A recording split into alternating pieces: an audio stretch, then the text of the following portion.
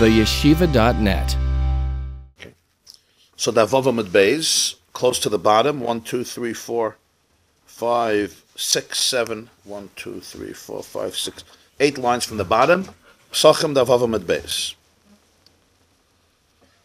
Amar Rava said, Gzeir Shema Yimtze Gluska Yafa V'daite Iluyah.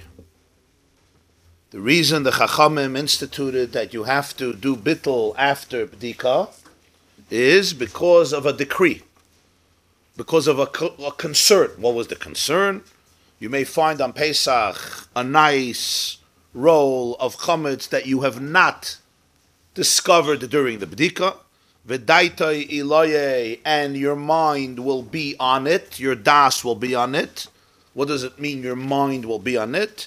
Rashi says it has significance in your eyes because it's a nice roll, and thus a person may hesitate, as Rashi puts it. Chos alel l'soifa. He may hesitate for an instant or a few instances to exterminate it, to burn it, and may delay the destruction of the chametz even for a moment, and thus transgress bal yeira, bal yemotzei during those few instances, moments, minutes, hours, etc. But if you were mevatel, you are protected from that because you're not over on this chametz because it's bottle, it's not yours, and therefore even if you discover it, it's like discovering chametz in your house, which belongs to a non-Jew. It's fine. I'm not over on it. But as Rashi says, the Torah says tashbisu, which he learns is bittul, and I have done bittul. I was mekayim tashbisu. This chametz is not chametz. It's not mine, or it's considered afar, however you want to define the bittul. And as a result of that, I'm good. It's a nice piece of roll, and I may delay a few moments. I may hesitate for a few moments to burn it. Okay, so you'll hesitate for a few moments to burn it. You shouldn't, but it's only a rabbinic problem, not a biblical problem. So the Monsey you would cover it, you would burn it? No, it depends. If you found it on Yom Tif and you did bittul, then everybody says that what? You put a keli over it, and Mitzvah Yom Tif you would burn it. If it's chalamayit, then there's no muktzah, then you burn it right away. But in the case of bittul, right, you would put a keli over it and burn it after Yom Tov. Burn it Mitzvah Yom Tov after nightfall. Frag the Gemarah v'chimashkachas levatle. It's a last day. No. Because there's no union of beer. There's no union of beer. It's already after Yom Tov. After Friday, Yom Tov, I understand it. What about? Right, so there actually is an inyan of beer, even if you find it Achron Shal Pesach, because Chametz Shavar Lava Pesach, you're not allowed to enjoy. So therefore you have to get rid of it, not because there's a mitzvah of beer. It's after Pesach. You have bread on your table, but simply so you shouldn't come to eat it. It's a different type of beer. You understand?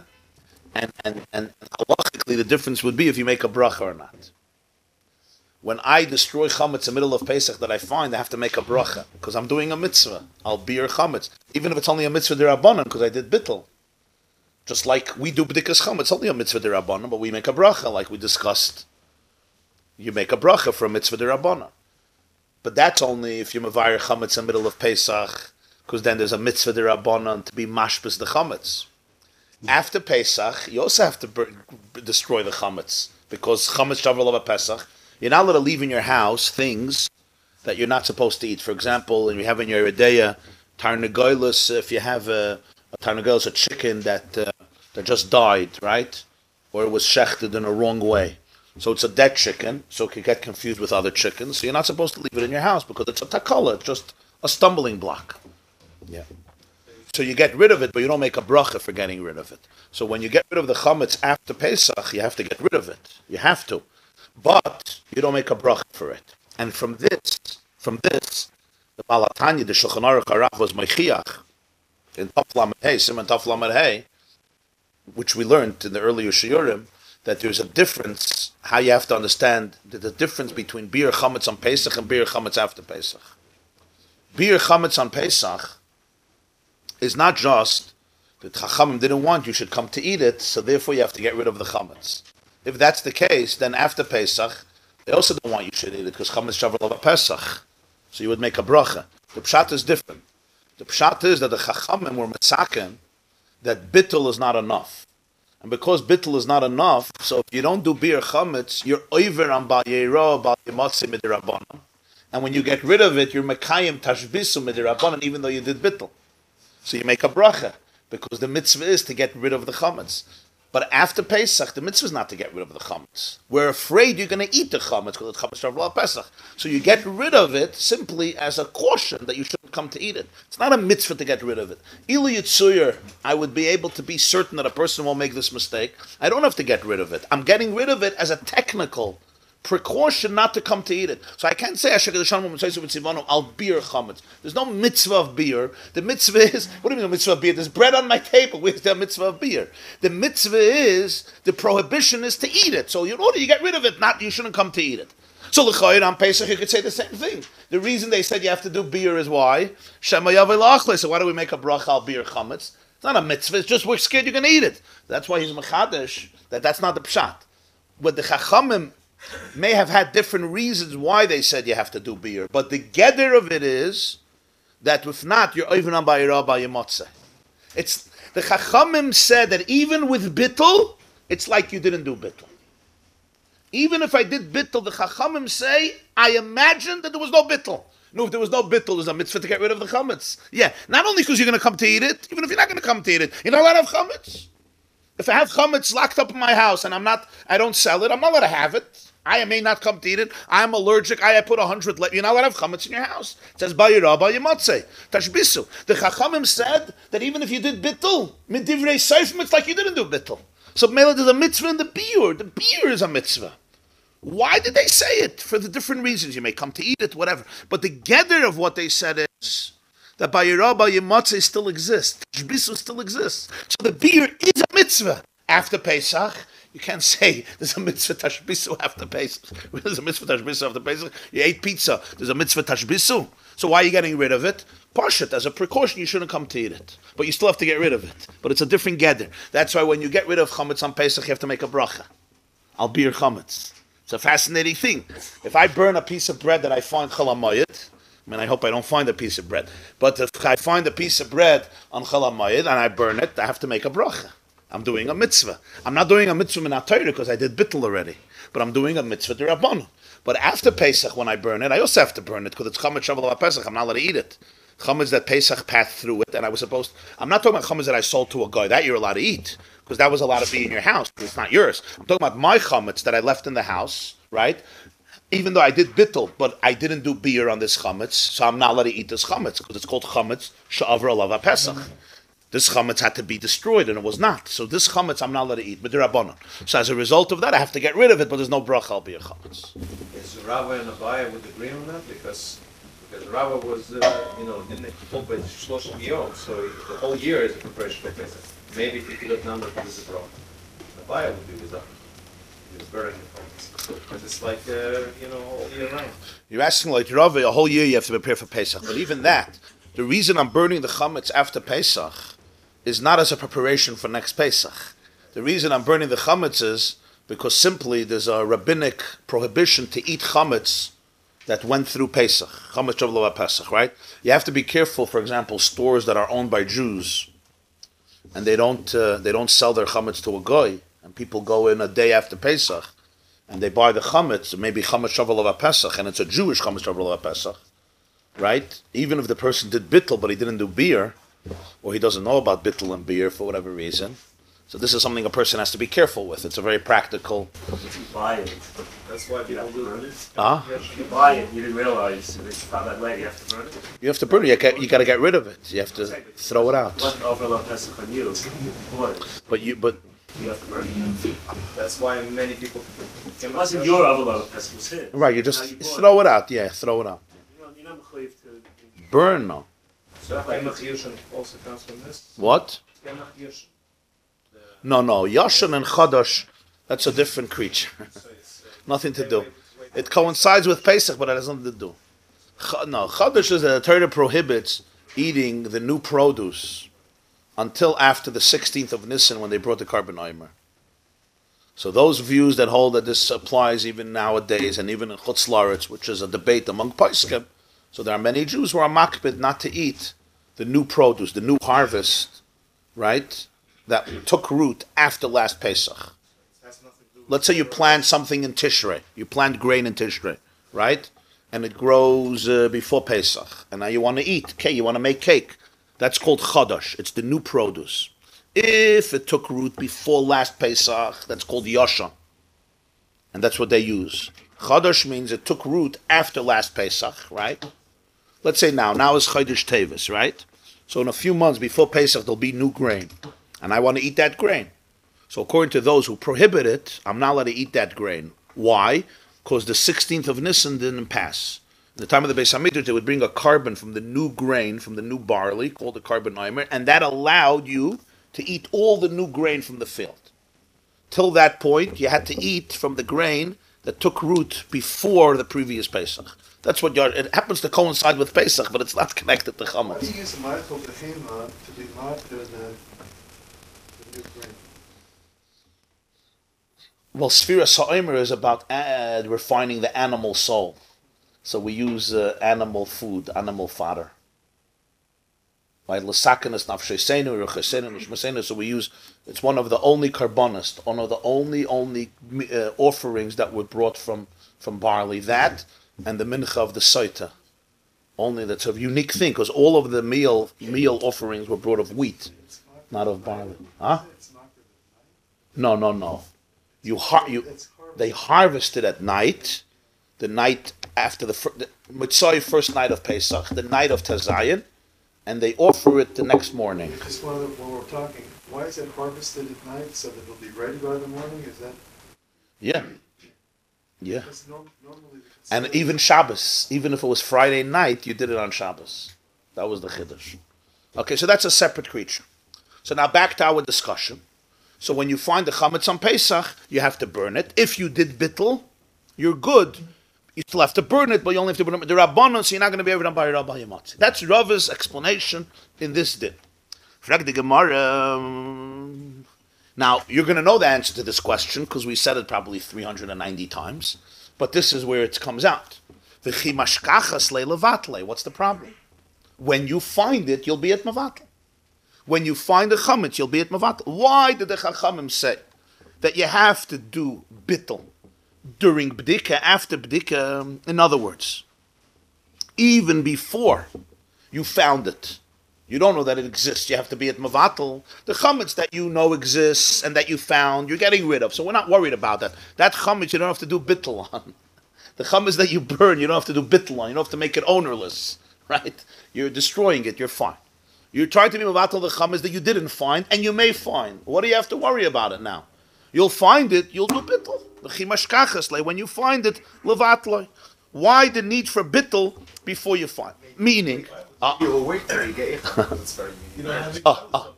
so even though, okay, 1 second. So even though we said that we're afraid that the person is going to have rachmanis, he's going to have compassion, and he's going to delay the burning of it, but we're not afraid that he's going to delay the bittul of it, right? And this is a continuation to what we were explaining. Yeah? What did we explain? We explained in the previous year, trying to explain the shit of the Bar Tanura, that when a person cleans out his entire house, and he was mavaya the whole house, yeah, and he finds a piece of chametz, yeah, so we say he may delay the burning of it. Why? Because it's a beautiful piece. So the question was asked, 1 second, doesn't that uproot the bittul? Doesn't that uproot the bittul? And the answer is no, because he wants to burn it. If you ask him, what do you want to do right now? He doesn't say, oh, I would like to save it for after Pesach and eat it. That would uproot the bittul. I want to burn it. It's just, he may delay it for a few moments because, he just has to wrap his brain. He has to wrap his brain around it, or maybe maybe he says, maybe the psahete, maybe I could find a Rabbi Akiva Eger, maybe I could find a loophole, maybe there's a psashita, maybe, let me call my rabbi.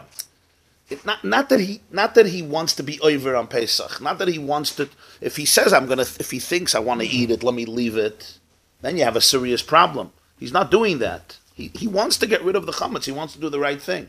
Elamai, we're saying, because it's such a nice, beautiful piece of chametz, he has to talk to his Yetzer Hara and say, don't worry, have betachin, we'll get another one. Maybe the other way, maybe there's a heter. That's what it means. So his heart is in a good place. He wants to do the right thing. Elamai, it may be delayed for a few moments. So therefore, we don't say that uproots the bittul. It does not uproot the bittul.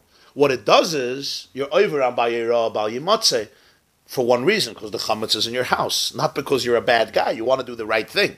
I may want to do the right thing, but there's chametz in my house. So that's what the bittul accomplishes. The bittul accomplishes you're not over abayira abayimatze. But we don't say that he's going to delay the bittul. Why? Because what is bittul? Bittul is not physically destroying it. Bittul is just saying it shouldn't be chametz. He's very happy to do that. So frag the Gemarah, when you find it, you should be at mavatal. We're not afraid that he's going to have so much compassion on the chametz that he won't even in his heart be at mavatal and consider it like offer. Again, we're not talking about a Russia. We're not talking about a Jew who wants to violate halachas of Pesach, who's not interested in Pesach, and he wants to have chametz on Pesach. Of course he doesn't want to have chametz on Pesach. If you tell him this is chametz on Pesach that you found, he says, I don't want it. Elamai, what we're afraid is that when a person sees such a beautiful piece of chametz, he wants to get rid of it. But either instinctively he delays it a little bit because it's hard for him, or he wants to wrap around his brain on it and calm himself down, or he's maybe looking for a heter. Maybe there's something I can do. Maybe I could give it to a god. Maybe let me give it to my neighbor and say it's yours. You're just thinking, right? It's a $25,000 bottle of mashka. I mean, I'm a person. I want to do what Hashem wants. I have a neighbor, a guy. Let me give it to him. Let me tell him, oh, you could drink it, yeah? You know how people, when it comes Shabbos and the lights are off, what are we going to do now? They want to keep Shabbos. If they don't want to keep Shabbos, they don't want to turn on lights. They want to keep Shabbos, yeah? But maybe I could tell my kid, maybe I could scratch my back on the wall and make a mistake. I mean, we know what people do, right? Maybe I could this, maybe I could that, maybe I could make myself sick. And when you're sick, it's all good. Maybe I could make a remez. Maybe I could tell the maid, would you like a cup of coffee? I don't drink coffee. But maybe in honor of New Year's, it's a good thing to have a cup of coffee so we can have hot water in the house. I mean, right? It's not the... And in the process, he may be over his surim. This doesn't mean Bayirah Bayimatze, he's trying to be over Bayirah Bayimatze. But he's going to be over Bayirah Bayimatze because he's not an onus. You didn't tie his hands behind the back.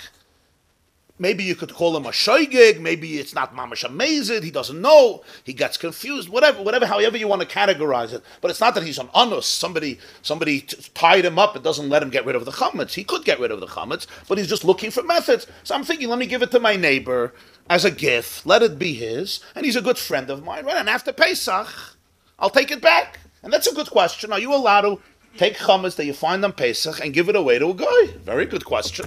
It's a good question. You give it as a gift. It's not yours anymore. That's beer. I gave it away to you. After Pesach, I'll come back and say, if there's any mashka left, maybe you can give it back to me. At least you could save $20,000. Maybe he's going to get 5,000 and he'll get the rest.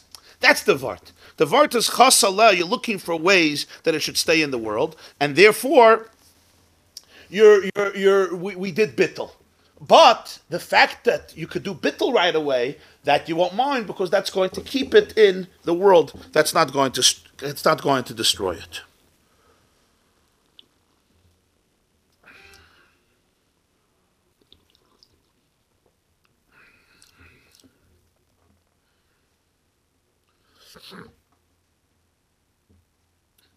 So we answered that as a result of bittul chametz, I'm not worried if he hesitates. I'm not worried if he thinks, maybe I can give it as a gift to a gentle. Why am I not worried? Because even during those few moments, it's already bottles. You're not even a bayira or bayimatze, right? And that would be fine, because even when you're delaying it, you're not retracting from your bittul. You're not saying, my bittul wasn't good, I don't care about bittul, I want this chametz, I love this chametz. No, you want to get rid of the chametz. Again, hesitating here doesn't mean you're hesitating and you want to violate Pesach. Hesitating just means you want to find a way to make it work halachically. You're fine with your bittul. And that's why when the Bartanura explained the problem with bdika, the problem with bittul in the first Mishnah was what? It was what? That if you did bittul, you're going to find yachshav alei la'achla. That's very different. You're going to think to eat it after Pesach. That's not what happened here. And we understand that you're also not concerned here because you cleaned up mamish your whole house. There's nothing left. You've been a good boy, and now there's a gluska yafa. So the bittul is going to help. That even if you hesitate, you didn't retract from the bittul. You don't want to keep the chametz by you. You don't want to eat it after Pesach. You're just wondering what you can do with it. Fine. I understand that. If that's the case, for the Gemarah, v'chi mashkachas le'levatle. Fine. What do you have to make him do bittul ala safek? Do bdika and beer. And you're good. Why are you good? Because you got rid of the chametz. And even if there's a piece of chametz that you don't know about and it stays there, you're not over because you did what you had to do. Torah wasn't given to angels. You did what you had to do. And if there's a piece of chametz you overlooked, didn't that come from negligence? It came from the fact that you're human and people make mistakes. You're not over on it. You're good. You may come to find a piece of chametz. Okay. When you find it and it's Pesach, you tell the Jew, now it's time to do bittul. And you don't have to get rid of the chametz. You'll do bittul right now, and then you'll be good. And then after that, you'll do beer. And if you delay the beer for a few minutes, okay. But you'll do bittul right away. And the fact that I did bittul right now makes that I'm not over on Bayir Rabbi Monsey. I'm not over on Tashbisa because right now I just did bittul chametz. When I discovered at this moment, I'm going to do bittul chametz. That's the question. When you find it. Zog the Gemarah. Here is the great idea that the Gemarah introduces here, that is a fundamental principle in the entire sugya of chametz and matzah and chametz and meseches psach. Dil memashkachas leilabasar is surah. What I'm afraid is that the person is going to discover this nice piece of roll after the time when chametz is prohibited. If I did dikas chametz the night before Pesach and erev Pesach in the morning, I'm preparing for Pesach and I discover a gluska yafa, mela. But I'm afraid that the yimtza, Rabbi didn't mean yimtza before Pesach. He meant yimtza middle of Pesach. And what does it mean middle of Pesach? Even erev Pesach after midday. After the time that chametz becomes prohibited, meaning after 12 p.m. erev Pesach, after 6 hours are over. When you're not allowed to eat chametz, and you're not allowed to derive benefit from chametz. So what? And at that moment, the chametz is not in his rishus. We don't mean physically. Physically, it is in his rishus. It's in my house. Meaning it's not in his domain. It's not under his rulership. He is not considered the owner of this chametz. Why? He has no rights in the chametz. When I own something, what does it mean I own something? I have rights. I have stake in it. I have equity in it. If I own it completely, if we have a partnership, if I own a company, we're partners in a house, we're partners in an object, we're partners in a car. I have equity, you have equity. And that means there's rights. What type of rights? If I own a piece of bread, what does it mean I own the piece of bread? I can eat it. I can feed it to my dog. I can feed it to an animal. I can give it as a gift. I can sell it. I can sell it. Make money. I have rights. I have a schus. I have, what do you say, copyright. Kol ha-schuyot shmur. I have a schus in it. Once erev Pesach midday hits, the Rebbeinu Shalom, the master of the world, took it away from me. He owns the world, and he said, "You're a Jew. You can't eat this. You can't be." And he's the owner of the world. Torah acknowledges God as the authority of the world. So Lav B'Rishus, I could scream that it's my Rishus, and I can go sell it. But the truth is that it's not. You'll say, what do you mean? But you can eat chametz erev Pesach. You could if you want, but you have no right to. I can also steal your car, but I have no right to do it. Because God said you're not allowed to eat it, you're not allowed to sell it. If I'm doing it, it's like I'm selling your thing. I can also take your jacket and sell it also. I can take your house and put it up for sale. I may get away with it, I may not get away with it. But it's irrelevant. There's nothing to it. It's not true. There's no legal validity to it. The fact is that chametz is not in your rishus. Even if you say it's in your rishus, it's not in your rishus. It's not in your domain. Physically, it's in your domain. But legally, it's not in your domain. You have no rulership over it. You have absolutely no authority. It's like it belongs to somebody else. You have absolutely no rights. B'meila v'loy motzi mevatel. Comes the Gemarah and says, in this situation, you can't be mevatel. Why? Because you can't be mevatel something that does not belong to you. The definition of bittul is Let's talk about ownership, for example. Regular hefker, right? I can't take your item and make it ownerless. I can't say your house is ownerless, your jacket is ownerless, your car is ownerless, your watch is ownerless. It's ridiculous. It's like taking somebody else's property and giving it away to the Beis HaMikdash. You can give away your property to the Beis HaMikdash. You can't give somebody else's property. You can give away your property as a gift. You can't give away somebody else's items as a gift. You can't be mafker somebody else's items. Moment chametz, Erev Pesach, midday hits, the chametz is not considered yours. So you can't be mevatel the chametz. Rashi says, Lav b'reshusei who? Rashi says 2 words. What does it mean? Einoi shaloi. It's not his. It's when the way says it's not in his reshus, the one doesn't mean it's not in his house. It is in his house, and the house is protected. It means einoi shaloi. It's not mine. If it's not mine, I have no rights to it. I have no relationship to it. I can't do anything with it. I have no rights to be able to manipulate it and change its status, including to be at mevatel and turn it into offer, to be at mevatel and make it ownerless. Einoi shaloi. So therefore, if you find in the middle of Pesach, could you do bittul? You can't do bittul anymore. There's no bittul. The bittul is ineffective. There's only one thing you can do, biur. Biur, I'm afraid you may delay it, and you'll be over by Rabbi Monsey. Therefore, the Chachamim said you should do bittul at night after b'dikas chametz, and that way, if you find in the middle of Pesach, it's already bottle, and then you could be at mevatel because it's yours. The night before Pesach, the chametz is mine. It's completely mine. I can eat it. I can sell it. I have rights. It's fully mine. Now I could be at mevatel. I can make it ownerless. I can make it offer because it's mine. The Amar Rebbe Lazar, a proof to this is because of what Rebbe Lazar said. Rebbe Lazar said,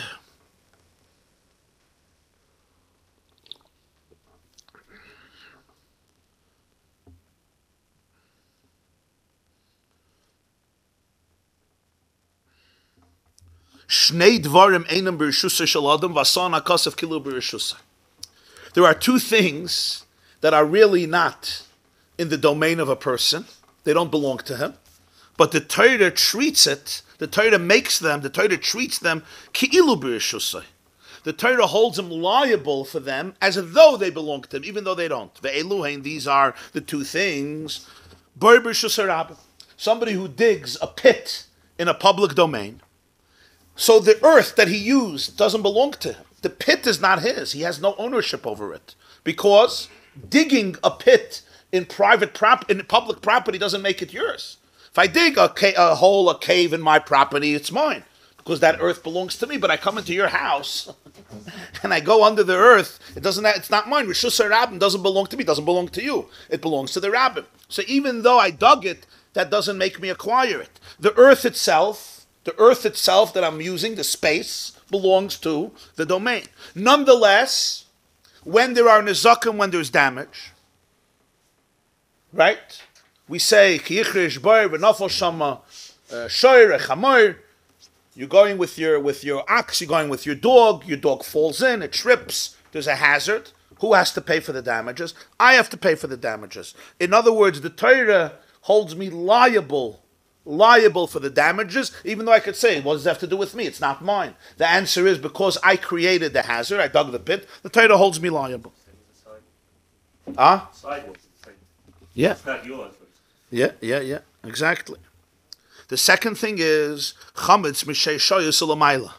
Chametz on the 14th day of Nisan, from 6 hours and up, from the end of 6 hours, meaning from midday and further, when chametz is not yours. So if it's not yours, why are you liable for it? You say, Bal Yirah, Bal Yimatzeh. You're not allowed to have chametz in your house. It's not mine. It's not mine. I'm allowed to have a non-Jew's chametz in my house. We learned before, right? So I shouldn't be liable for it. Tashbisu, you have to get rid of it. I have to get rid of my chametz. But God told me it's not my chametz anymore. He took it away. Wonderful. Hashem did tashbisu. Thank you. Hashem did. Bal Yirah, Bal Yimatzeh. I don't have chametz in the house. My chametz, I don't have chametz. I'm a Jew. The answer is, Rebbe Lazar says, so therefore, why does the Torah say you're not allowed to have chametz in your house? You're not allowed to have chametz in your house. God took it away. You're allowed to have non-Jewish chametz in your house. Your chametz is non-Jewish chametz. Whoever's chametz it is. I don't know whose chametz it is. It's not mine. So there's no Isra B'Yirah B'Yimatzeh. There's no mitzvah of tashbisu. You could close shop. Wonderful. Comes Rebbe Lazar and says, there are 2 things that are really not yours. And nonetheless, the Torah treats it as though it's yours. It holds you liable for it as though it belonged to you. The chametz doesn't belong to you, but it holds you. You don't have equity in the chametz. There's no rights in this chametz. But the Torah holds you liable for it as though it was yours. Your name is still associated with it in terms of liability. I didn't drive the car. I did not ruin the car. Somebody else did. But whose name is on the whose name was on the documents? Whose name was insured? On the title. You'll say, what do you want? There's nothing to do with me. Absolutely nothing to do with me. That may be the case, but you're held liable. You're liable for it. Your name is attached to it. Why is your name attached to it? It used to be yours. It's in your house. It's your connection. You're connected to it. So even though legally, Torah, halachically, it's not yours, the Torah treats it as though it was yours in terms of liability, not benefits. And therefore, I'm over on Bayirah Monsey. You say, I'm transgressing. If it was taka somebody else's chametz, a non-Jew puts in chametz to my house, I'm good, as long as I didn't take achrayus, right? But this chametz I'm over on. What does Rashi say? Is there a different din applied to the person who has the burden of a bor or the burden of the chametz? They have no benefit, but what is the zikin are different than the penalty for having ownerless records chametz in your rishus, correct? Yeah. So yet we're making a just in this aspect. The comparison is just in this detail. Yeah. Just in this detail. Right. Just in this detail. In other words, we learned before it says, Lo yirah lecha chametz, shel chay atoreh v'latoreh shel acherim v'shel gavaya. You're allowed to see in your house chametz of others, right, of Gentiles or of hekdesh. We learned that before. As long as you put up a mechitza, you make a heker so you won't come to eat it, you're allowed to have. And the chametz that's ownerless is like shel acherim. Right, chametz of a non-Jew is not better than chametz that's completely ownerless. So l'chayda, I should be able to have it in my domain. Why? Because it's not l'cha.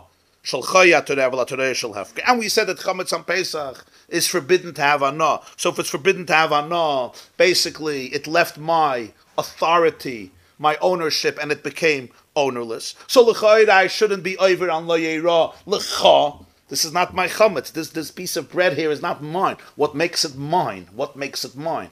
God took it away. He relinquished my connection to it, relinquished my ownership. That's the chiddush. That even though when it comes to monetary, legal status, I have no rights on this piece of bread, nonetheless, legabe the isur of bal yirah, bal yimotzei, and the mitzvah of tashbisu, the Torah considers it mine. That's what Rebbe Lezer's chiddush is, that there's two things that are son hakosov keilu b'rishus. Rashi says, Amar Rebbe Lezer, beis dvarim einon shaloi v'ason hakosov keilu hem b'rishusai. What do you mean keilu? Lehischayev aleim, for liability. You're mechayev, you're responsible for the liabilities. In the case of chametz, it means I transgress a prohibition of Bayirah Bal Yamatzeh. So Rashi, bar b'rishus harabim.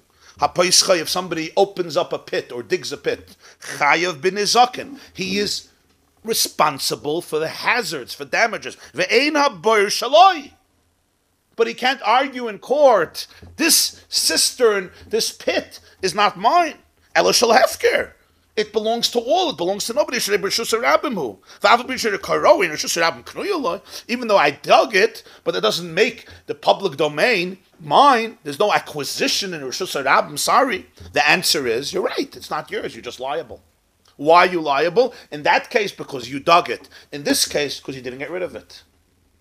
In that case also, because you didn't get rid of the pit. Frag the Gemarah. Okay, granted. So now I understand why you have to do bittul the night before. Why? Because I may find a nice piece of roll, and I don't want to be overrun by Rabbi when I find it in the moments before beer. Granted, if I did bittul, I'm good. Why can't I do bittul when I find it? It may be too late, because Erev Pesach after 12 o'clock, bittul does not work. The only thing that works is beer. I may delay it by a minute or two because I'm hesitating to burn it, because I want to find them for something to do with the chametz. It's a little uncomfortable for me. It's difficult. If I did bittul the night before, I find the chametz were all good. There's no problem of tashbisu. There's no problem of bayirah bayimatzah, because it's not my chametz anymore. It's bottled. Great. Frag the Gemarah. Next question. V'nevatle ba'arba v'nevatle b'chamesh. You see, every nekuda in halacha is precise. It's not like, we do things and it's part of our tradition, so we just do it. But when you go back here to the basics, everything has to be dissected. Why did Rav decide that I should do bittul after b'dikas chametz? There's no need for it. V'nevatle ba'arba. Let the chachamim say that you should be mevatel chametz on the 4th hour, or v'nevatle b'chametz, should do it on the 5th hour, meaning do it right before the isser of chametz begins. Rashi says v'nevatle ba'arba keloymar. When Rashi says keloymar, he's always trying to bavarin something. Why do you have to make a new takana stam? Impose a new obligation to be mevatel chametz at night? Liskenu rabbanon l'chol adam sheyevatel kadem isura. The rabbi could make a takana. Just make sure before Erev Pesach midday comes, be mevatel the chametz. You want to do it at 7? Do it at 7. You want to do it the night before? I don't care. That's why he says v'nevatle ba'arba v'nevatle b'chamesh. Which one? That's his point. I don't care when you do it. You wake up early, do it early. You wake up late, do it late. Just make sure that before the Zman of the Isser begins, your chametz is bottled. Once the Isser comes, it's too late. You can't do bittul, and then we have a problem. What's the problem? Shema yimtza gluska yafa. Again, remember, we're talking about a Jew who got rid of his chametz. So we're not worried that the house is filled with chametz. The house is not filled with chametz. You did b'dika. You're an erlich yid who follows takanas chachamim. We just want to do bittul. So just tell every person, before the Zman ha'Isser, make sure you do bittul. In the 4th hour is good. In the 5th hour is good. And for the Gemarah, gewaldige question. The answer is the Gemarah, Kivon de lavs mani suruhu. Because the 4th and the 5th hour is not the time that chametz is being forbidden. Now, this time is free time, as we say. It's regular time. It's not a time when there's an Isser happening. V'lavs man biyuruhu. It's also not a time that you're searching the chametz to destroy it. Dilma pasha v'loy mevatale. We're afraid that he may forget and not be mevatel the chametz, and therefore the chachamim said, do it at night when you're already doing b'dikas chametz. Rashi explains pasha. You might translate pasha as he's going to be negligent. So Rashi says no. Yishkach v'yavol lidei pshiyah. He's going to forget and he's going to come to a sin. Shal yedei ma yisker.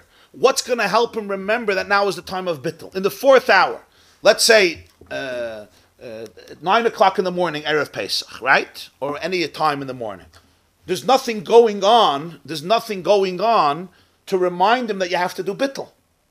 It's in a vacuum, because it's not the time of bittul. It's not the time of the Isser. The Isser is not happening now. It's not the time of bdika or beer, and therefore he may forget. So what did the Chachamim do? But now that there's already a takana the night before that you have to do b'dikas chametz, so together with the b'dika, that will remind you also to be mevatel. That's why they didn't just make it open and say at some point do bittul. At some point do bittul, you may forget it. They gave it a concrete time. And what time? A time when you're involved in b'dikas chametz, so you're busy thinking about chametz, focusing on chametz, getting rid of chametz. And then it's just a much more secure institution that will take hold and will take root and will be established for all Jews to do, not some forgetting, some not forgetting, and so forth. Again, we are thinking about this from today's perspective, and it's a little different. Today, you get messages constantly. There's signs in shuls, besides Sfiras HaOmer, WhatsApp programs, and the whole Erev Pesach. Everybody's focusing on Pesach and so forth. When you're dealing in ancient times, many people were dispersed. There was no communication like we have today. People were alone. There were a lot of things to do for survival. You couldn't just take off a week before Pesach and think about Pesach. Everything took effort. So when they made a takana, it was thought through in a way that for every person it's going to work. So since they made a takana of b'dikas chametz the night before, like we learned also, the Gemarah said before on Daf Dalet, why don't you do b'dikas chametz in the morning? The answer is people are not home. One of the reasons. They wanted to do it when people are home anyway, so they'll do b'dika, because when you're in your malacha, to go home, you may forget, you may not forget. So here too, they did the bittul the night before. Zog the Gemarah, v'nevatle b'shis. We still didn't solve the problem. Why aren't you mevatel chametz in the beginning of the 6th hour? Because then is the time of beer. You said you may forget to do bittul because it's not the time of beer. It's not the time of bdika. It's not the time of beer. And there's nothing going on then, so you may forget, right? That's what we explained the issue is, because you're not going to remember it. It's not the Zman of Issa. So do it in the Zman of burning. When you're burning chametz anyway, everyone goes to burn chametz, because Tashbisu is soon going to start. So v'nevatli b'shis, Rashi says, Liskenu rabbana l'chal adam levatel b'liba b'tchilas sheish, the hashtaloi parsha, the ikar zichrein tuva, zikarin tuva, sher asik b'sreifasa, beautiful Rashi. Let the Rabbanon say, in the beginning of the 6th hour, meaning 11:01 a.m., beginning, the end of the 6th hour is 12. 11:01 a.m., everyone is running to burn chametz before the Zman of the Issa, right, Tashbisu. So you're into the Sreifa. I understand 9 o'clock you're not going to be Mavatal. But 11 o'clock you're doing Sreifa, just like after Bdika you'll remember.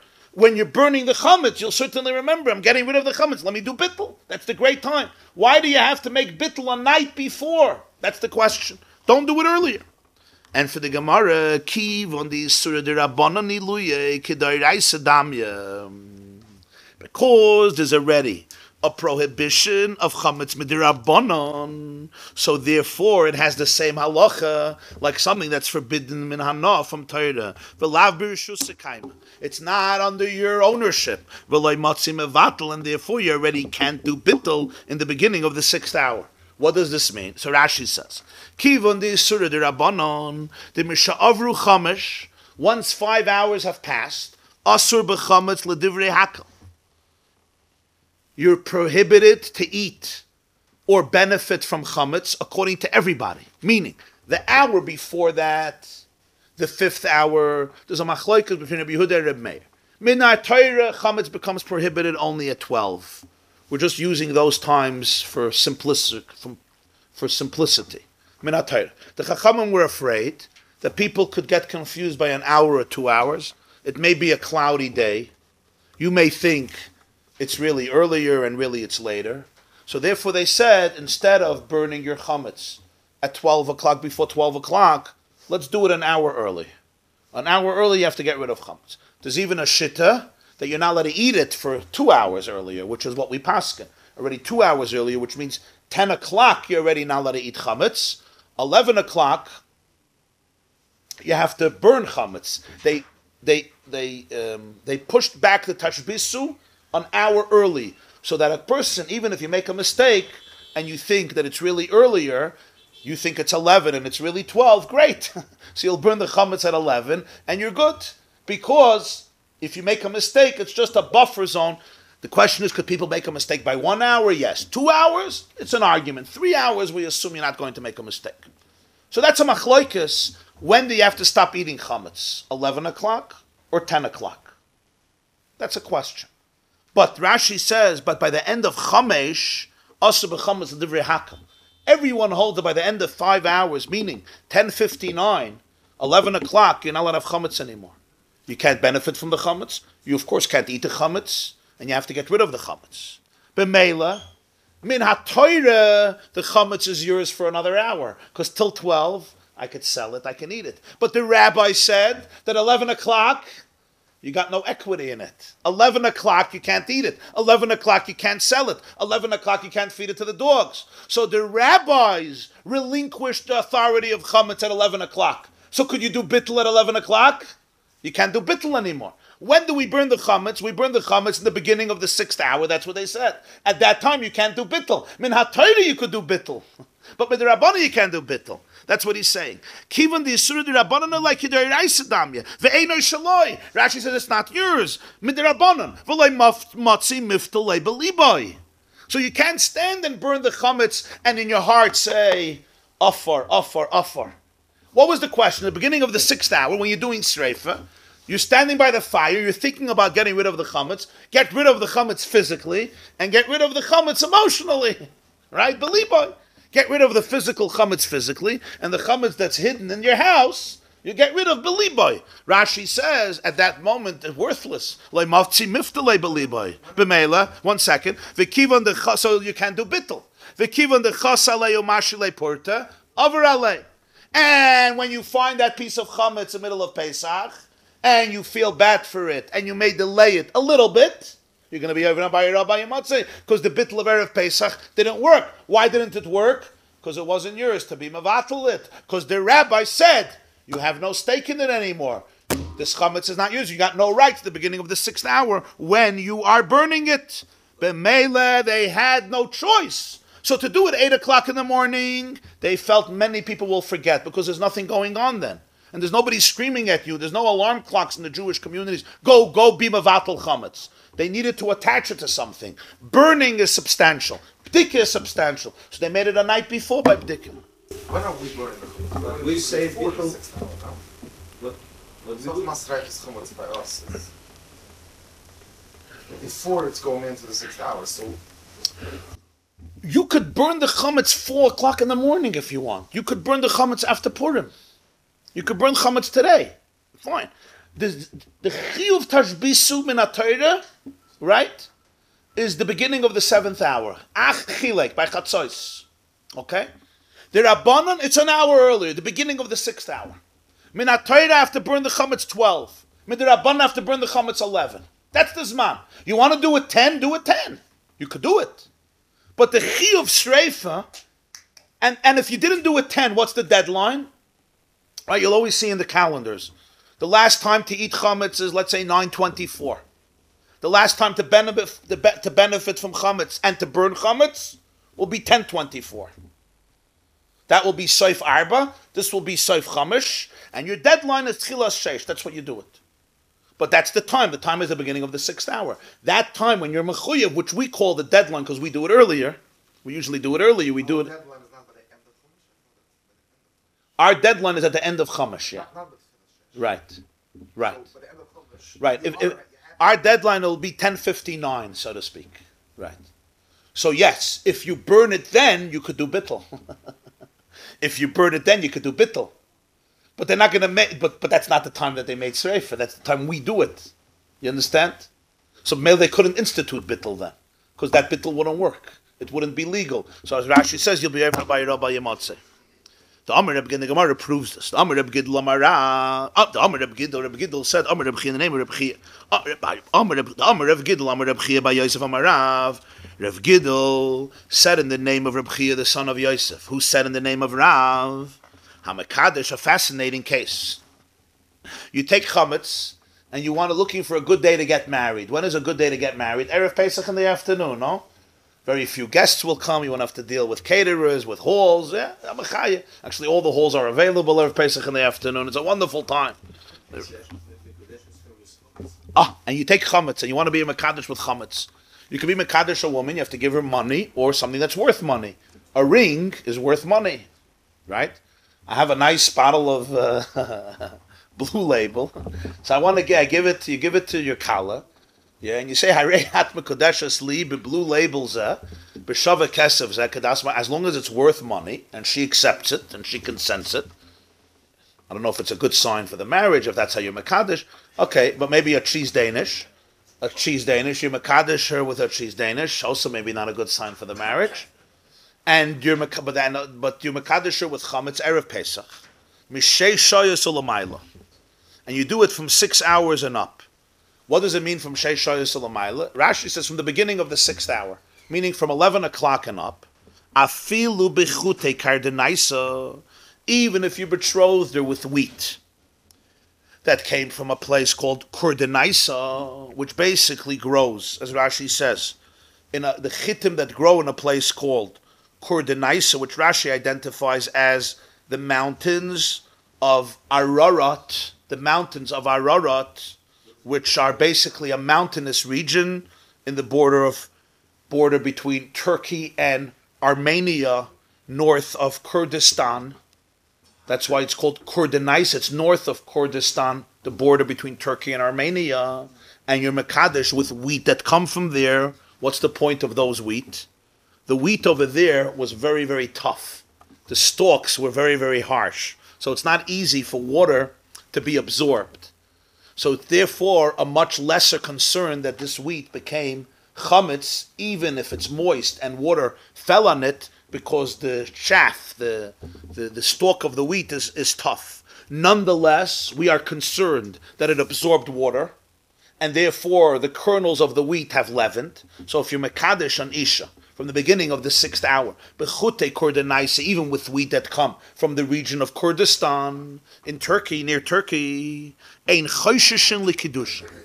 We are completely not concerned that this is a valid betrothal, and therefore she needs not a get. She could go marry a second husband. We do not recognize these kiddush. You're talking about Erison, right? Erison, yes. Erison. Betrothal. Not even midrabanan that she doesn't need a get? Right. Let's see Rashi. Hamekadesh, Isha, Mishei Shoyas Solomaila, Mitchilas Sheish. Meaning, Mishei Shoyas means from the beginning of the 6th hour. The Isura de Rabbananu, which remember, 11 o'clock, you're allowed to eat chametz. You're allowed to benefit from chametz. The rabbis say you're not allowed. Afilu b'chite kordenaisa. Hatzayimchim b'harei ararot. They grow in the mountains of Arad. Koshin heimai, they're very tough. Va'afilu hachi, nonetheless, ein chayishin likidushin bo alayamayim. If these wheat got wet, you don't believe that you don't accept this kedushin. Why can't you make nice matzah from this kernels? Why don't you accept it? Unless it's already wet and it's hummus. But even if it's wet, it's so hard kernels that it should not be a hummus ever.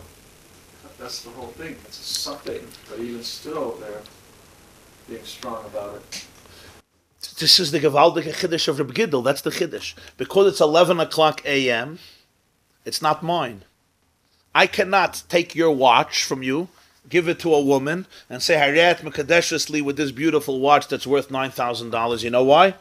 It's not mine. You have to be Mekadesh. That's why you'll see the rabbi under the chuppah turns to the chassan and says, is this your ring? Is this your ring? Well, it just became mine. Huh? It's not yours only. Right.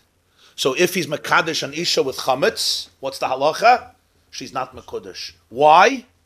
It's like you didn't give her you gave her something that's not yours. Why? You gave her this. It's yours. The answer is because from the beginning of the 6th hour, you're not considered the owner of chametz. Chitik or denaisa is not the point of the halacha. The point is, even if it's only a chash chametz, we're still not chayshish l'kedushin. But let's say it was a regular piece of bread from the 11 o'clock. Minat Torah, she's mekudesh. Minat Torah, she's married.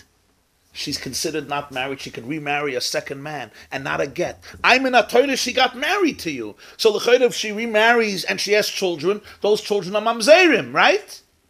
It's fine. In chayshish l'kedushin, it's good completely. Ad kedei kach. So this is the chiddush of Reb Giddel said in the name of Reb Chia Bar Yosef in the name of Rav. Basically, if you want, he's saying 3 details, 3 chiddush. Number 1, if I take regular chametz and I betroth a woman 11 o'clock a.m. Erev Pesach and on with regular chametz, even though at that time in HaTorah, it's just like I betrothed her at Chodesh Nisan with regular chametz, it's completely mine. Nonetheless, she's not mekudesh. She's completely not mekudesh. Verse, next chiddush. Even if it wasn't mamash chametz, it's chite kordenaisa, which is a chash chametz. It's wheat. Wheat is not chametz. You could make matzah from wheat. But in this case, we're afraid it may have become chametz. You asked, make it matzah. You're right.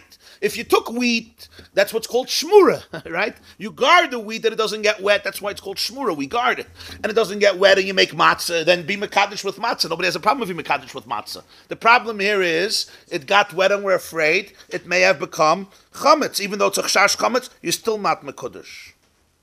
The chiddush is even bigger. If it's kordenaisa wheat, which is a chash chametz, it's chametz midrabanan, and it's in the beginning of the 6th hour, so it's trei derabanan, it's 2 rabbinics. She's still not mekudesh. Ad kedei kach. Now Rashi asks her a gewaldige question. What's Rashi's question? I understand the rabbis say it's not kedushin, but God says it is kedushin. Torah says it is kedushin, right? So you should say, Midirabanon, it's not Kedushin, but Minat Torah, it's Kedushin. It was your money, because the chametz is still yours. So Minat Torah, she's a betrothed woman. She's a betrothed woman, she needs a get Minat Torah. What kind of chasana can have with the rabbi? So you do it without the rabbi.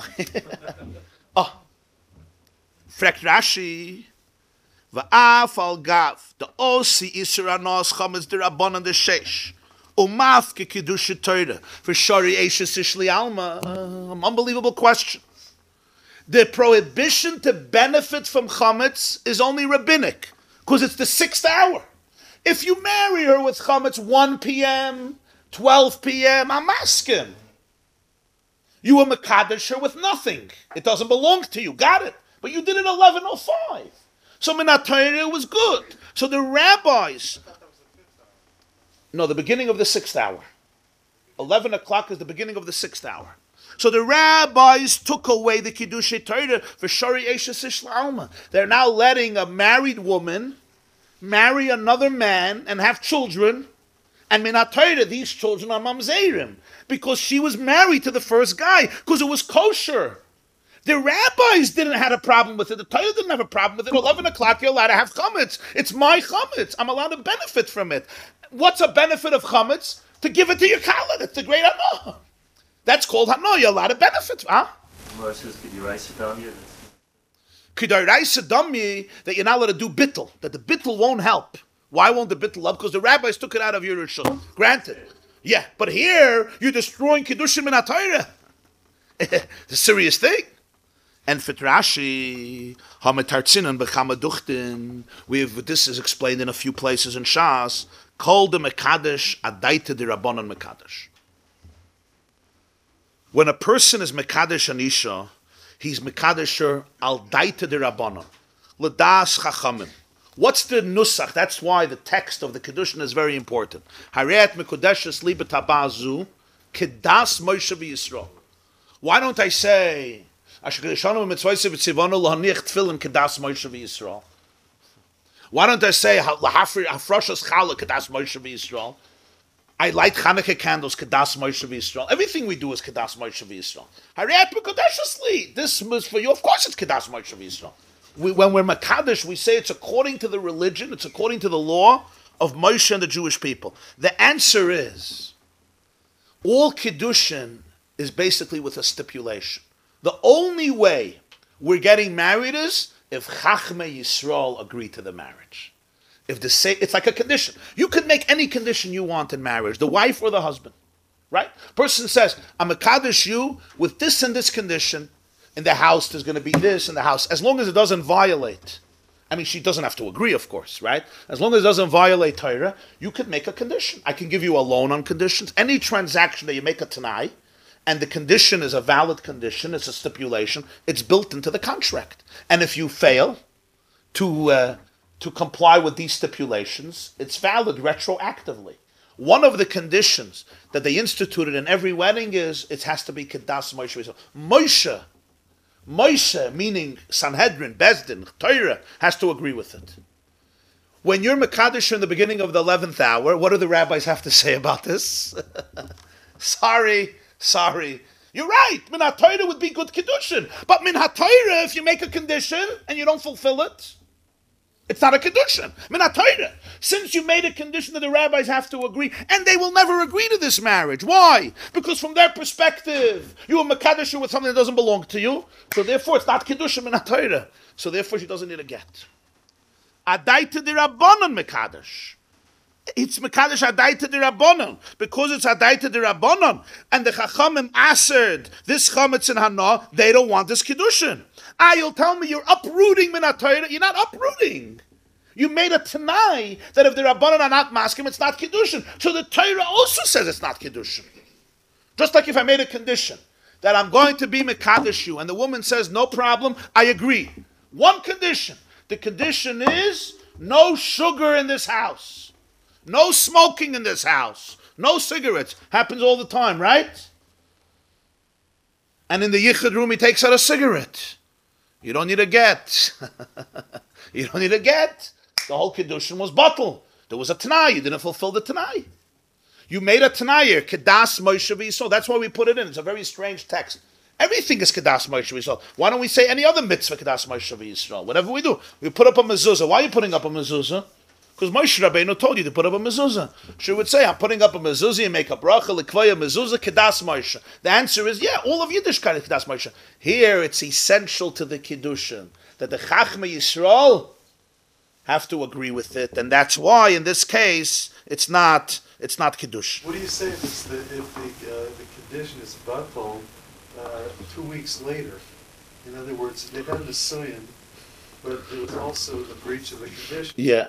So they're married all P, but they were. But that's the point, that if since it's inherent to the Kiddushin, the condition is inherent, so the stipulation is a biblical obligation. So Mamela, if you violate the stipulation, right? So min ha-Torah, it's not Kiddushin. Because the Torah embraces the halachas of Tanayim. We see by Bnei Gad and Bnei Reuven, right? Moshe made a Tanayim. From there we learn all the halachas of Tanayim. Moshe said, if you go to fight in Eretz Yisrael, then you get Ever Hayarden. And if not, Moshe said you don't.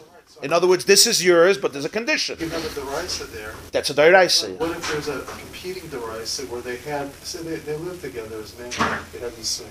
So at that point, they've got a... Okay, so the question is, if there was a new Kiddushin, you mean with Bia? So you have to know, if that Kiddushin happened without a Tanai. We say that's princess, but it still works. You're right. Then that may be a concern, If that was Kiddushin, then you need to get. You're right. Rashi adds one more thing. Vehefker bezdin hefker. There's a second principle in halacha.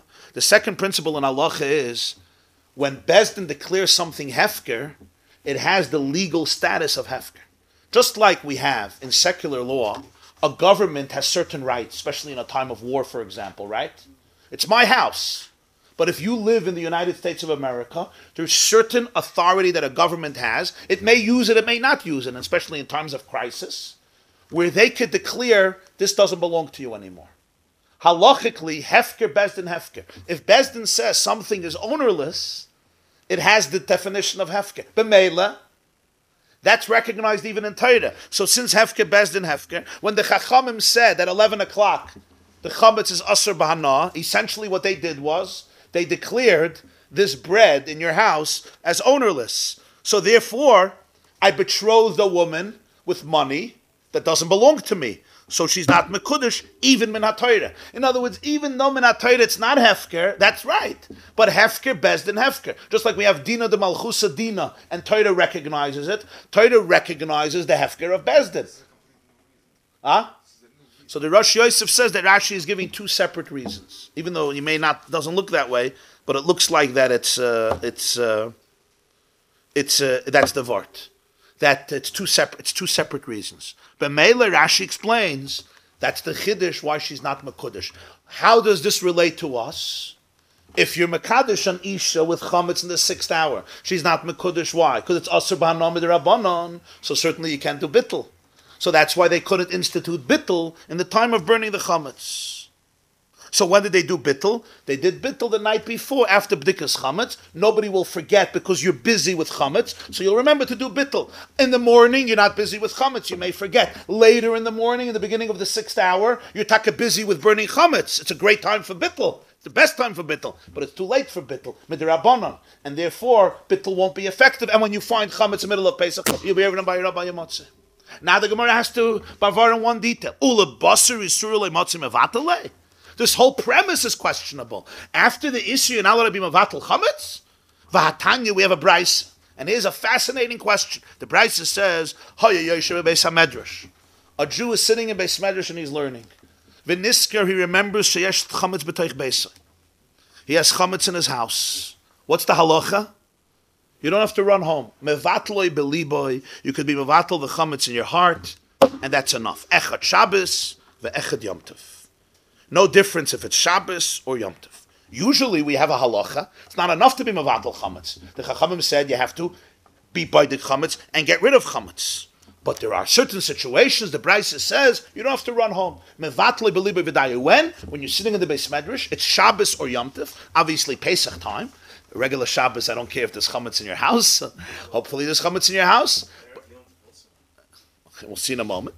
There's chametz in your house, says the Brisa, Shabbos Yom Tov, you're good, be mevatel the chametz. Frek the Gemarah, 1 second. Bishleima Shabbos, I understand Shabbos.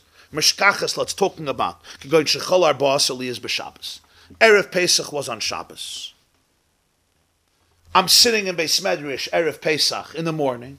We're learning a blad Gemarah, or we're learning whatever we're learning Shabbos morning. It's before the time of the Isser of Chametz. It's 9 o'clock in the morning, after Shachas, before Shachas, we're learning whatever it is. It's Erev Pesach, the 14th of Nisan. So what happens? The chametz is mine. I do bittul, and you're good. Ella Yom Tiv, but you're telling me it's Yom Tiv. Which Yom Tiv is it? Erev Pesach is not Yom Tiv. It's not Shavuos. It's not Sukkot. It's not Simchas Torah. It's not Chanukah. Which Yom Tiv is it? It's Pesach. And what does he say? Basar Yisuru. I'm sitting in the Beis Medrash. It's Yom Tiv. I remember I have chametz in my house. What do? I do bittul. It's after the Zman of Isser. Shabbos, you could say, is Erev Pesach. But what are you going to say Yom Tiv? When is Yom Tiv? Yom Tiv is also Erev Pesach. Yom Tiv is Yom Tiv. And yet he says, be it Mavatal. And that's enough. What do we see from here? That you could do bittul on Pesach, a clear braisa. A clear braisa. And then Shabbos too, it means. Even Shabbos in the middle of Pesach, you could be Mavatal Chametz. And what's the point? The point would be perhaps, it would make a lot of sense. Usually run home and burn chametz, but it's Shabbos and Yom Tif. It's muktzah. It's muktzah. So what do? Be mevatel. Beautiful halacha. But what is it based on? That you could do bittul on Pesach. It's a beautiful price. Chol hamoyed, go home and be mevayer chametz, because that's what the Chachamim said. You got to do beer. But Shabbos and Yom Tif, it's muktzah. So the Brisa tells me you're sitting in Beis Medrash. Stay put, learn. Tell the Rebbe, hold on a second. Chametz, bottle. I hate my chametz. Hefke, kafredada, whatever. Go back. You don't even have to interrupt him verbally. You could do it in your heart. You could listen to the shir and it takes a split second. Chametz is off from my heart. It's worthless. Again, you're good. You have to say that because it says Yom Tif. Shabbos, you can say it's Erev Pesach. Yom Tif is Pesach. What do we see from here? You could do bittul on Yom Tif. And I understand why you do bittul on Yom Tif, because it's muktzah, you can't burn it. But this destroys the whole, this obliterates the whole sugya of Gemarah. The whole sugya of Gemarah was you have to do bittul the night before. Okay, suddenly I see you doing bittul on Yom Tif. And Rava, who said this? This is Rabbi Yehuda Amarav. This is a brayso. The Tanoim believed you could do bittul on Yom Tif. Amar Rabacha by Yaakov. No. You're misunderstanding this brayso. Hacha b'talmid yoshev lifnei Rabbi Yaskin. We're talking about a student who's sitting in front of his Rebbe. V'nisker sheyesh isa megulgelas b'toich beis. He remembers that before he left to the shiur, his wife or he had an isa megulgelas. Isa megulgelas means a rolling dough, meaning you needed hasgeknatin. You needed the flour and the water. You made a dough, a fresh dough, but it wasn't put in the oven. It's still a dough. Umisyarei. You went next door to the Beis Medrash to learn by your Rebbe, and you're afraid. Shematachmitz. Your wife was busy, your wife was overwhelmed, the 3 babies were screaming, there was a crisis, there was this, right? You're going to wait till after the shiur, you're going to come home, and what's going to be? The dough is going to be chametz. It's Yom Tif. It's Yom Tif. It's not chametz, it's a dough. You're allowed to make a dough on Yom Tif. People used to bake matzah every day of Pesach. Today we don't. We bake it all before Pesach. People didn't have what we have today with bakeries and a lot of food. You baked matzah every day. You baked bread. He made a dough, Yom Tif, yeah? He went over to the shiur. He remembers, I forgot to put it in the oven. Maybe I told my wife, she forgot. I forgot. So what do we say? So do bittul right now, before it becomes chametz. Because before it becomes chametz, even on Yom Tif, you own it. It's dough. Dough is not asa b'hana. Chametz is asa b'hana. So before it becomes the next 20 minutes, the next 18 minutes, you could be at mavatal, you could be at mafkir. Why could you be at mafkir? Because it's regular food. It's good. Just like you could be mafkir salad on Pesach. You could be mavatal matzah on Pesach. You could be mafkir matzah. Because it's still yours. That's pshat. Yom Tif is taka Pesach, but it's not chametz yet. It's going to become chametz. It's going to become chametz. So, what do? Be mevatel it. By the time you come home, it's going to be chametz, but it's hefker. It's hefker. It's kafir da'ara. So you'll be good. You understand the word? Daikanami, you have proof. Tiktani, he was sitting in Beis Medrash. Why is that relevant? If the word is muktzah, if you're sitting in the house, you still can't do beer chametz on Yom Tif. What's in your Beis Medrash or not? Even if you're home, you're not allowed to burn chametz on Yom Tif because it's muktzah. So you do bittul. No. If you were home, we would never tell you to do this. Why would you never tell you to do this? Because put it in the oven. Put it in the oven. But since you're learning, so we don't make you leave your Rebbe, and even though you're going to come home to chametz, right? So then you'll have to get rid of it or do whatever you have to do on Shabbos or Yom Tov, kaifel of kli. So what do you do? But you're going to be over on by your Rabbi Monsey. Tashbisu, you have chametz in your house. The answer is do bittul right now. And if you do bittul right now, by the time it becomes chametz, it's not yours anymore. So benatayda, you won't be over. And then when you come home, you'll do what you have to do. Chalamayid, you burn it, Yom Tov, you put a keli on it, that's the vard. But of course you can't do bittul on Yom Tov. This price has nothing to do with it. Shma mina. This is alright. In other words, the fact is that in the house, you wouldn't let him do bittul. If you're talking about a dough that already became chametz on Yom Tov, right? You can't do anything more than bittul even in your house. That's the only thing to do on Shabbos and Yom Tov. Like we learned before, when you find chametz on Yom Tov, right? What could you do? That's what you do. You can't do anything else. The bittul is what you do. So why in the house would the law change? So you have to say we're talking about a dough that's not chametz yet. So maybe you could bake it. If you're at home, bake it. Since you're sitting by your Rebbe and you don't want to leave your Rebbe, and you're learning, so therefore we say, you know what, we're good. Even though you're going to be coming home to chametz and it's Yom Tov, we're fine.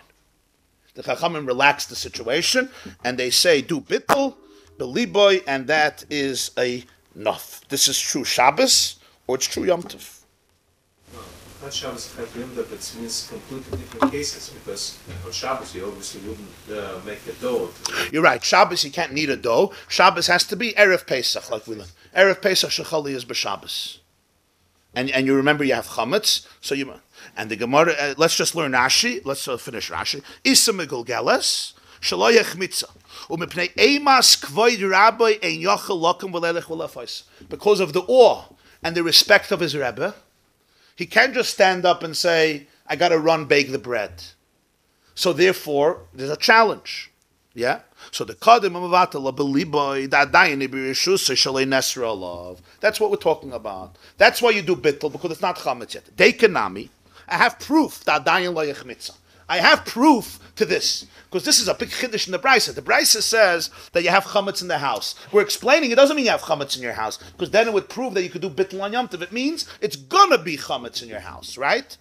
Dekanami, da'dayin layach diktani ha'yoshev beis hamedrash. The mashma mipnei she'en yachal lakum v'leilach m'shamum avatla b'liba. The reason you do bittul is because you can't leave. V'i b'chametz gamor, if it's real chametz, lama liyoshev beis hamedrash. Afilim ha'yapanui. Even if he was walking in the street doing nothing, ma b'yadei lasis yoser, he can't do anything else. Hashbasa b'leiv zel b'yuroi. The only thing he could do is hashbasa b'leiv. Elavadai ksheyesh b'yadei l'sakin kai. It means he could fix it. If he had time, he could go bake it. Or the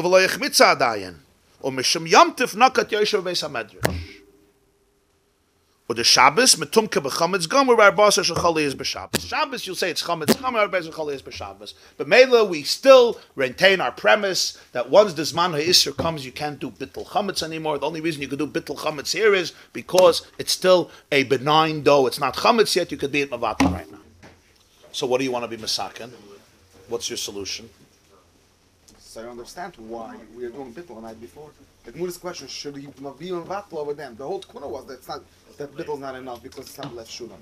So I understand very well. So that's why they said to do b'dik and beer. B'dik and beer. And beer. So now, when you do b'dik and beer without bittul, you're going to have a chash. So you do b'dik and beer, so even if the bittul is not b'lev shalom, you got rid of the chametz. Yeah. Now you so what do you need bittul for? Because Shamim Tziklis Kiyaf. The answer is Shamim Tziklis Kiyaf. So the Gemara's question when I will find it, it's not going to be left shulam over there. If I'm going to find it. But that you have a problem with any bittul. That's why we did beer. You're right. I say when you're right. That's when you don't have the chumetz in front of you and you do bittul, it's belef shulam because you don't have anything. But when you find the glis, I would say maybe fakert. The bittul on Pesach is more belef shalom. Because it's saving you from Bayirah by Monsey. In fact, Chazal. In other words, when I tell you that bittul is that there may be a gluska yafa, why would that be more belev shalom than now? Fakert. Then it's only a suffix. You know, the bittul is a serious thing. If the bittul is a serious thing, yeah, it may not be belev shalom, but it may never be belev shalom. You're right. That's why we did biur. We're doing bittul because shamayim tzegluska yafa. You're right. It may not be belev shalom. That's why we did biur. If there's taka piece of chametz, so we're doing bittul, but the bittul may have not been belev shalom. You're right. You're right. That's why we did biur. You're right. If you didn't do bittul belev shalom and it wasn't a good bittul, and you do biur and you might tzegluska yafa, you'll be over by your Rabbi, you might say. So what are we supposed to do? I thought that when you do bittul and you also do badika, so you avoid everything. You don't. You avoid 99%. You avoided everything because you did badika and beer, so there's no gluska yafa. So you won't even if the bittul is belev shalom, I don't care because no chametz. Yeah. So what do I have to do bittul now? Because and if I find the gluska yaf, I'll be over. So if I did bittul, I won't be over. If the bittul was takenat belev shalom, It's like a problem. it's like a problem. So be mavayer. So try to do belev So be and do beer right now. And if you delay the beer, then it's a problem. If you don't delay the beer, you're also good. If you find the gluska yafa and you didn't do bittul, or you didn't do bittul belev shalom, right? But now you find it and you do beer, then you're good. Yeah. You're also good. If you delay it and you didn't do bittul belev shalom, and the bittul may not be good, it's a problem. But what's noch coming on? I mean, what else can you do? L'chayra, no? Yeah. But just like you're saying, after biur, the bittul is belev shalom, because you did biur.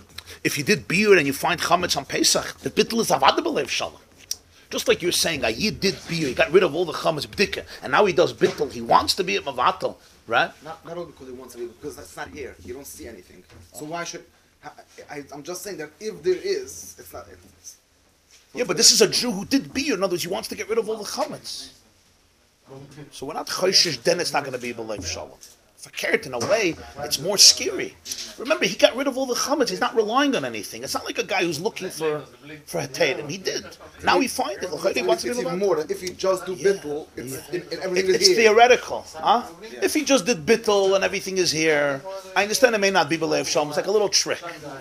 Bottle. Once you do badika, it's belev shalom. But this guy's a real yid. He did beer. So I should say it's not belev shalom. It's a much smaller shart that it's not belev shalom. Is it possible? Of course it's possible. Helps out the bittul also. Both. Side the bittul at night, side the bittul middle of Pesach. The Gemarah now challenged the whole premise that you can't be mevatel after the time that chametz is asur. From a Bryce, and the Bryce is a fascinating Bryce, that if you're sitting in the Beis Medrash and you're learning by your Rebbe, and you remember that there's chametz in your house and it's Shabbos or Yom Tov, you have the right to be mevatel the chametz, and that's enough. In the Beis Medrash, you're sitting with your Rebbe. You could just be, he says, mevatloi beliboy. You just mevatel the chametz in your heart, and that's enough. And the Gemarah tries to analyze those words. Shabbos could be Erev Pesach. I understand. Erev Pesach, 11 o'clock in the morning, 10 o'clock in the morning, 10 o'clock in the morning. You're sitting in Beis Medrash, you're learning, right?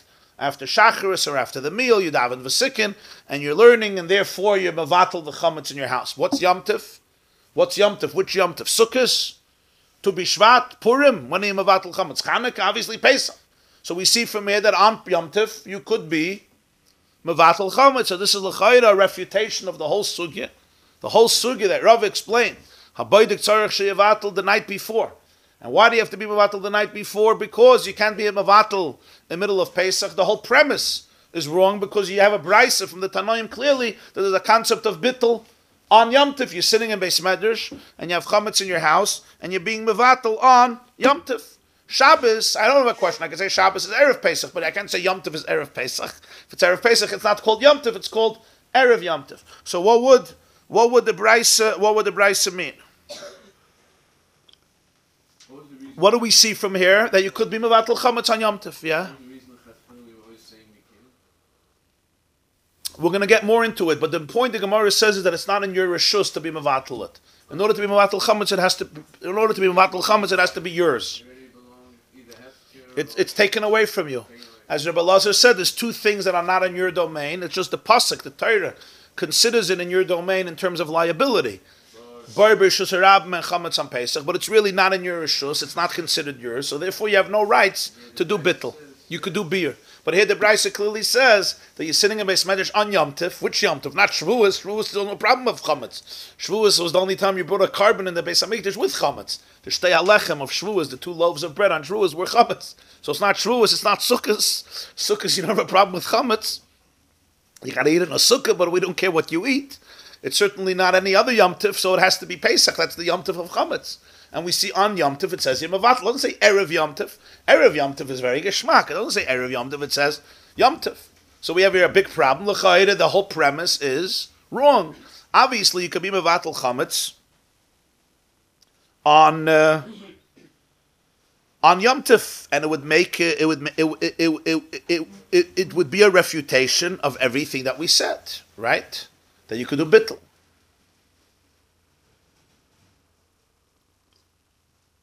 And we would understand, we would also make sense why Shabbos and Yom Tif. Because if it's Chol HaMoed, then what do? Then you burn it. You don't only, but you get rid of it. But since it's Shabbos and Yom Tif, and you could say Pshat, there's an Isur Muktzah, there's a problem of Muktzah, so I can't burn it. And there's also a problem with burning, and a problem of moving it, whatever the situation is. So therefore, Bittul would be the right option. You'll ask me a question, why does the Brisa say Beis Medrash? You're sitting in Beis Medrash. Even if you're sitting at home, you can't burn it, right? So the answer might be, because if I'm sitting at home, then at least I have to put a keli over it. If I'm sitting at home, I have to cover it at least. Even if I can't burn it, we learned before, you have to put a keli, you would say. But when you're sitting in Beis Medrash, you don't have to go home to cover it with a keli because your wife may come to eat it. We say you could stay in Beis Medrash and just do bittul.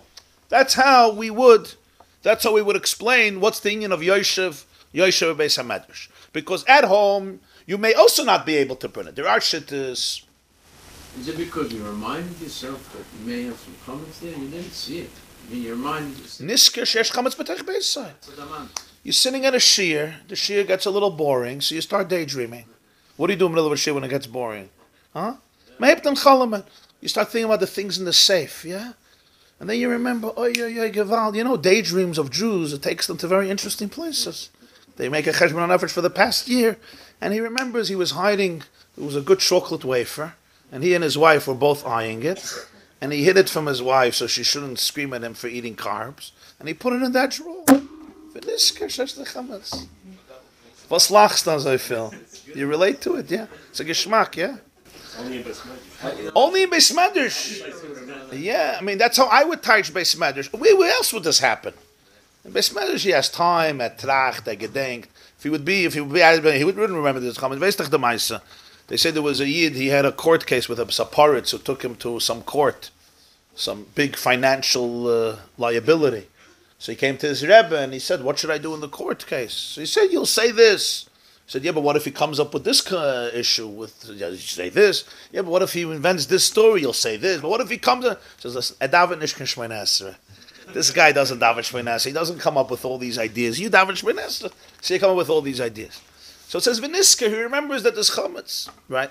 So if he's at home, at least you have to cover it with a keli. I'm saying in the Hava Minna that you could do bittul on Yom Tif. At least cover it with a keli. According to the shittas that you could burn it on Yom Tif because beer chametz is doicha muktzah, so then fine, at home. But in Beis Medrash, they said, you know what?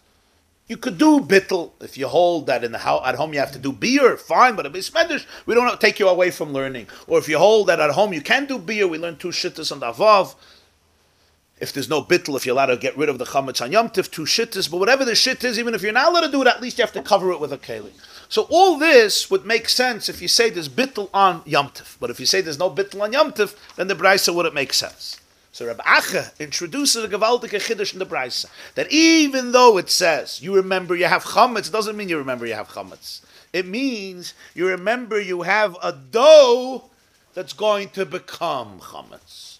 Meaning you were preparing matzah for lunch, right?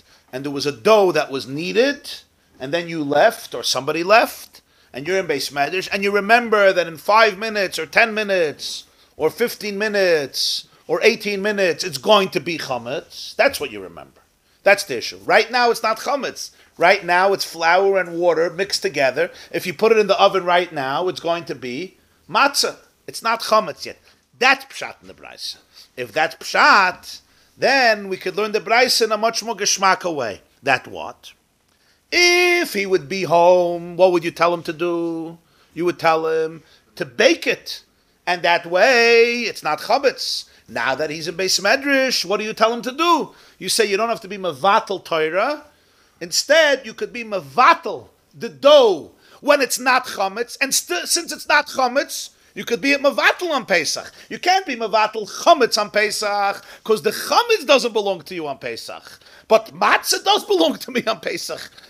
Matzah, I do have rights on Pesach. Matzah. I can eat matzah. I can sell matzah. I can give matzah. I can share matzah. Matzah, I have rights. Matzah can be mevatel. Chametz, I can't be mevatel. This is a dough. It's not chametz yet. It's potential chametz, but it's also not potential. It's also potential not to be chametz. So you can be mevatel it, and that's enough. That is enough. In other words, once you mevatel it, even though you're going to come home and it's going to be a nice shtickle chametz, you're fine. Why? Because you'll mevatel it already. And then you do what you have to do. Chol HaMoed, you'll burn it. On Yom Tif, you'll put a keli over it, or those shittas who hold, well, you did bittul already, so you don't have to burn it. You'll just put a keli over it, and you'll be good. That don't do the bittul because it's a new Monsey. It's a brand new thing. It's chametz.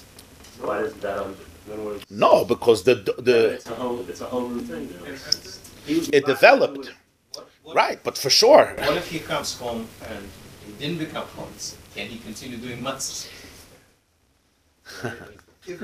Then he's undoing his bittul. Yeah. Technically, he could. I don't care if he undoes his bittul. If he comes home and it didn't become chametz, and he wants to bake it and undo his bittul, what do I care? I care to undo your bittul if it's on chametz. But if it didn't become chametz for whatever reason, right? Somebody was kneading it a whole time, so then his bittul was a mistake. So he says, oh, okay. If bittul is matam efshar. It's not offer. It's good though. Machshava mevatel machshava. And put it in the oven. Gesund to hate. My problem is you're going to come home to chametz. If bittul is matam efshar, it makes sense to be mafkir, though there's not chametz. If bittul is moved around, that it's special to No. How can you do bittul on a dough that's not chametz? So is evolution? The Ran said that bittul is just because you're agreeing to God. You're asking a question. If bittul just means, like Teves, you make it ownerless, you make it hefker, so then you're right. You can make it hefker. I could take a dough and say, this dough, which is going to be chametz in 10 minutes, is hefker. Beautiful. But if you say that the gather of bittul is, you're not mafkir. Elamai Hashem is mafkir it. You're just agreeing, right? Why? Because really it's already taken away from you.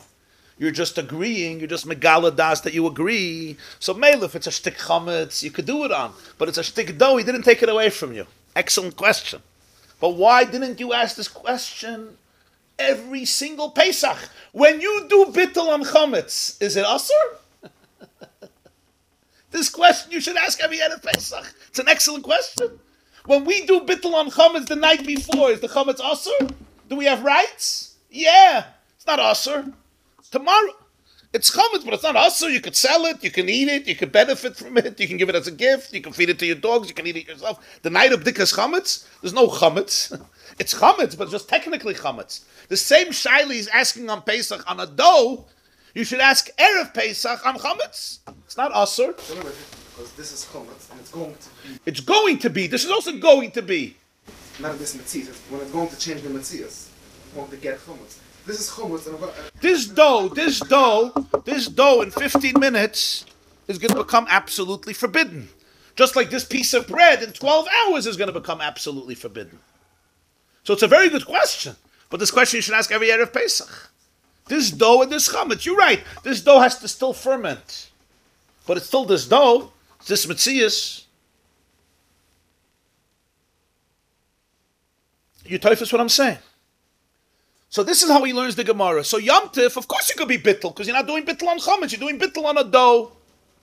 And he said, I'll prove it to you. The Brisa says you were sitting in Beis Medrash. What's negaya the word that you were sitting in Beis Medrash? Means there's nothing else to do. If you weren't sitting in Beis Medrash, there is something else to do. Staltzich the Shaila, even if you weren't sitting in Beis Medrash, there's nothing to do. Because as we explained, Yom Tif You have a problem of muktzah. So even if you weren't sitting in Beis Medrash, right? There is still. It sounds like if you weren't sitting in Beis Medrash, you could do something more than bittul. But even if you weren't sitting in Beis Medrash, all you could do is what? Cover the kli. But this can't do anything more than bittul. No, he's bringing a proof that it's talking about not regular chametz, because it says you were sitting in Beis Medrash. But if it's regular chametz, even if you weren't sitting in Beis Medrash, even if you're home, what are you supposed to do? All you could do is bittul. You can't do beer. Why can't you do beer? Because it's Yom Tif, it's muktzah. So you can't touch it, you can't move it, right? So even if it wasn't Beis Medrash, in the Havamina, let's say that it's talking about the way we thought. It's regular chametz, and you're allowed to do bittul on Yom Tif. It says if you're sitting in Beis Medrash. Why does it say if you're sitting in Beis Medrash? Even if you're sitting at home, that's the Eitzah. Because it's Yom Tif. What are you supposed to do? If you find a piece of chametz on Yom Tif, what do? You cover it, but you can't do beer because it's muktzah. So if you say you could do bittul on Yom Tif, that's what you would do, whether you're sitting in Beis Medrash, not sitting in Beis Medrash. Why don't you even rather than cover it? Huh? Even rather than cover it. So now you might tell me, no, at home you could burn it. Why? Why could you burn it? Because you're going to be over by your Monsey, right? So therefore you could burn it. You could burn it, right? We learned even according to Rashi, if you didn't do bittul, you could for sure burn it. But the reason you could burn it is only because there's no possibility of doing bittul on Yom Tif. If there was permission to do bittul on Yom Tif, then you're not allowed to burn it on Yom Tif because you have an option. We're now talking in the Havamina that you could do bittul on Yom Tif, right? So then you wouldn't be allowed to burn it on Yom Tif because even loit the shittas, that if you didn't do bittul, you could burn it, it's only because you have no other option. So bal yimatzah is doicha muktzah. But if you would have another option, for example, the option of bittul, that's the perfect option. So even at home you would do bittul, not beer, because with bittul you'll already bavarin, you'll protect yourself from everything. Why does the Brisa say Beis Medrash? Is araya, there's a difference between the home and the Beis Medrash. Now we can understand the difference. If it's a regular piece of chametz, there's no difference between the house and the Beis Medrash. What would be the difference? In the house you can't do beer. In Beis Medrash you can't do beer. In the house you can't do beer. Why? Because it's Yom Tif. Chametz is muktzah. Why is chametz muktzah? On Yom Tif? What's the definition of muktzah? You can't eat it. You can't benefit from it. You're not allowed to move it. Anything that's no use of you for Yom Tif, you're not allowed to move. What do you mean no use? You can eat it. Chametz on Pesach. We can get energy from it. The definition of muktzah is you can also use a laptop on Pesach, but it's muktzah because you're not allowed to. Whatever you're not allowed to eat, you're not allowed to benefit from it. You have no use for it on Yom Tov or Shabbos. Is muktzah. No, you're not allowed to move it from place to place. Are you allowed to move? Are you allowed to move your laptop from place to place? Are you allowed to move raw flour? Are you allowed to move? Huh? This is muktzah machmas gufay, like raw flour. On Shabbos, you're allowed to move raw flour? Why not? Because there's nothing to do. And what are you going to do with chametz on Yom Tov? Just put it on your windowsill for design? It's a real muktzah. It's more muktzah than anything else. It's an Isser Karis. Verstehst? So in your house, what are you supposed to do if you find chametz on Yom Tov? Yeah? So it says if you're sitting in Beis Medrash, do bittul. Okay, and if you're sitting in your house, what should you do? You should do what? Beer you can't, it's muktzah. So what should you do? You do bittul. You do bittul. And even those shittas who say the bayira bayimatzeh, yeah? If you didn't do bittul, is doicha muktzah, and therefore you're allowed to burn it, and we brought that shit to Rashi and other shittas, that you're allowed to burn it, that's all because bittul is not an option. But if bittul was an option, so you could get rid of bayira bayimatzeh through bittul, obviously that's the option, and you can't move the chametz. So why did you say Yoshe Beis Medrash? Ooh, it's a kavaldik diyuk. Why does the Brisa say Yoshe Beis Medrash? Even if you were sitting at home, it would be exactly the same halacha. Why did you say Yoshe Beis Medrash?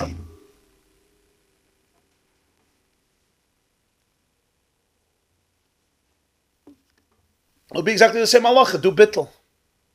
Not to interrupt the shear. Oh, so you have to say there's a difference. So this is the vart. That at home you could do something completely different because it's not chametz, it's becoming chametz. At home, bake it. Now you have the cake and you have it too. You eat it too. You don't have chametz physically. You're baking and you have matzah. Beautiful. In Beis Medrash, the chiddush is that even though the rabbis did not rely only on bittul, they wanted also beer. So how could they let you get away with having a piece of chametz in your house? But because you're in Beis Medrash, they said we're suspending the obligation for beer. We're letting you do bittul, and when you come home, you'll cover the kli. You'll cover it with a kli and chalamoyed. You'll burn it. You'll get rid of it. That's the chiddush. That's why it's only in Beis Medrash. So that's a gewaldige raya from the Braisa that bittul actually can't work on Yom Tov.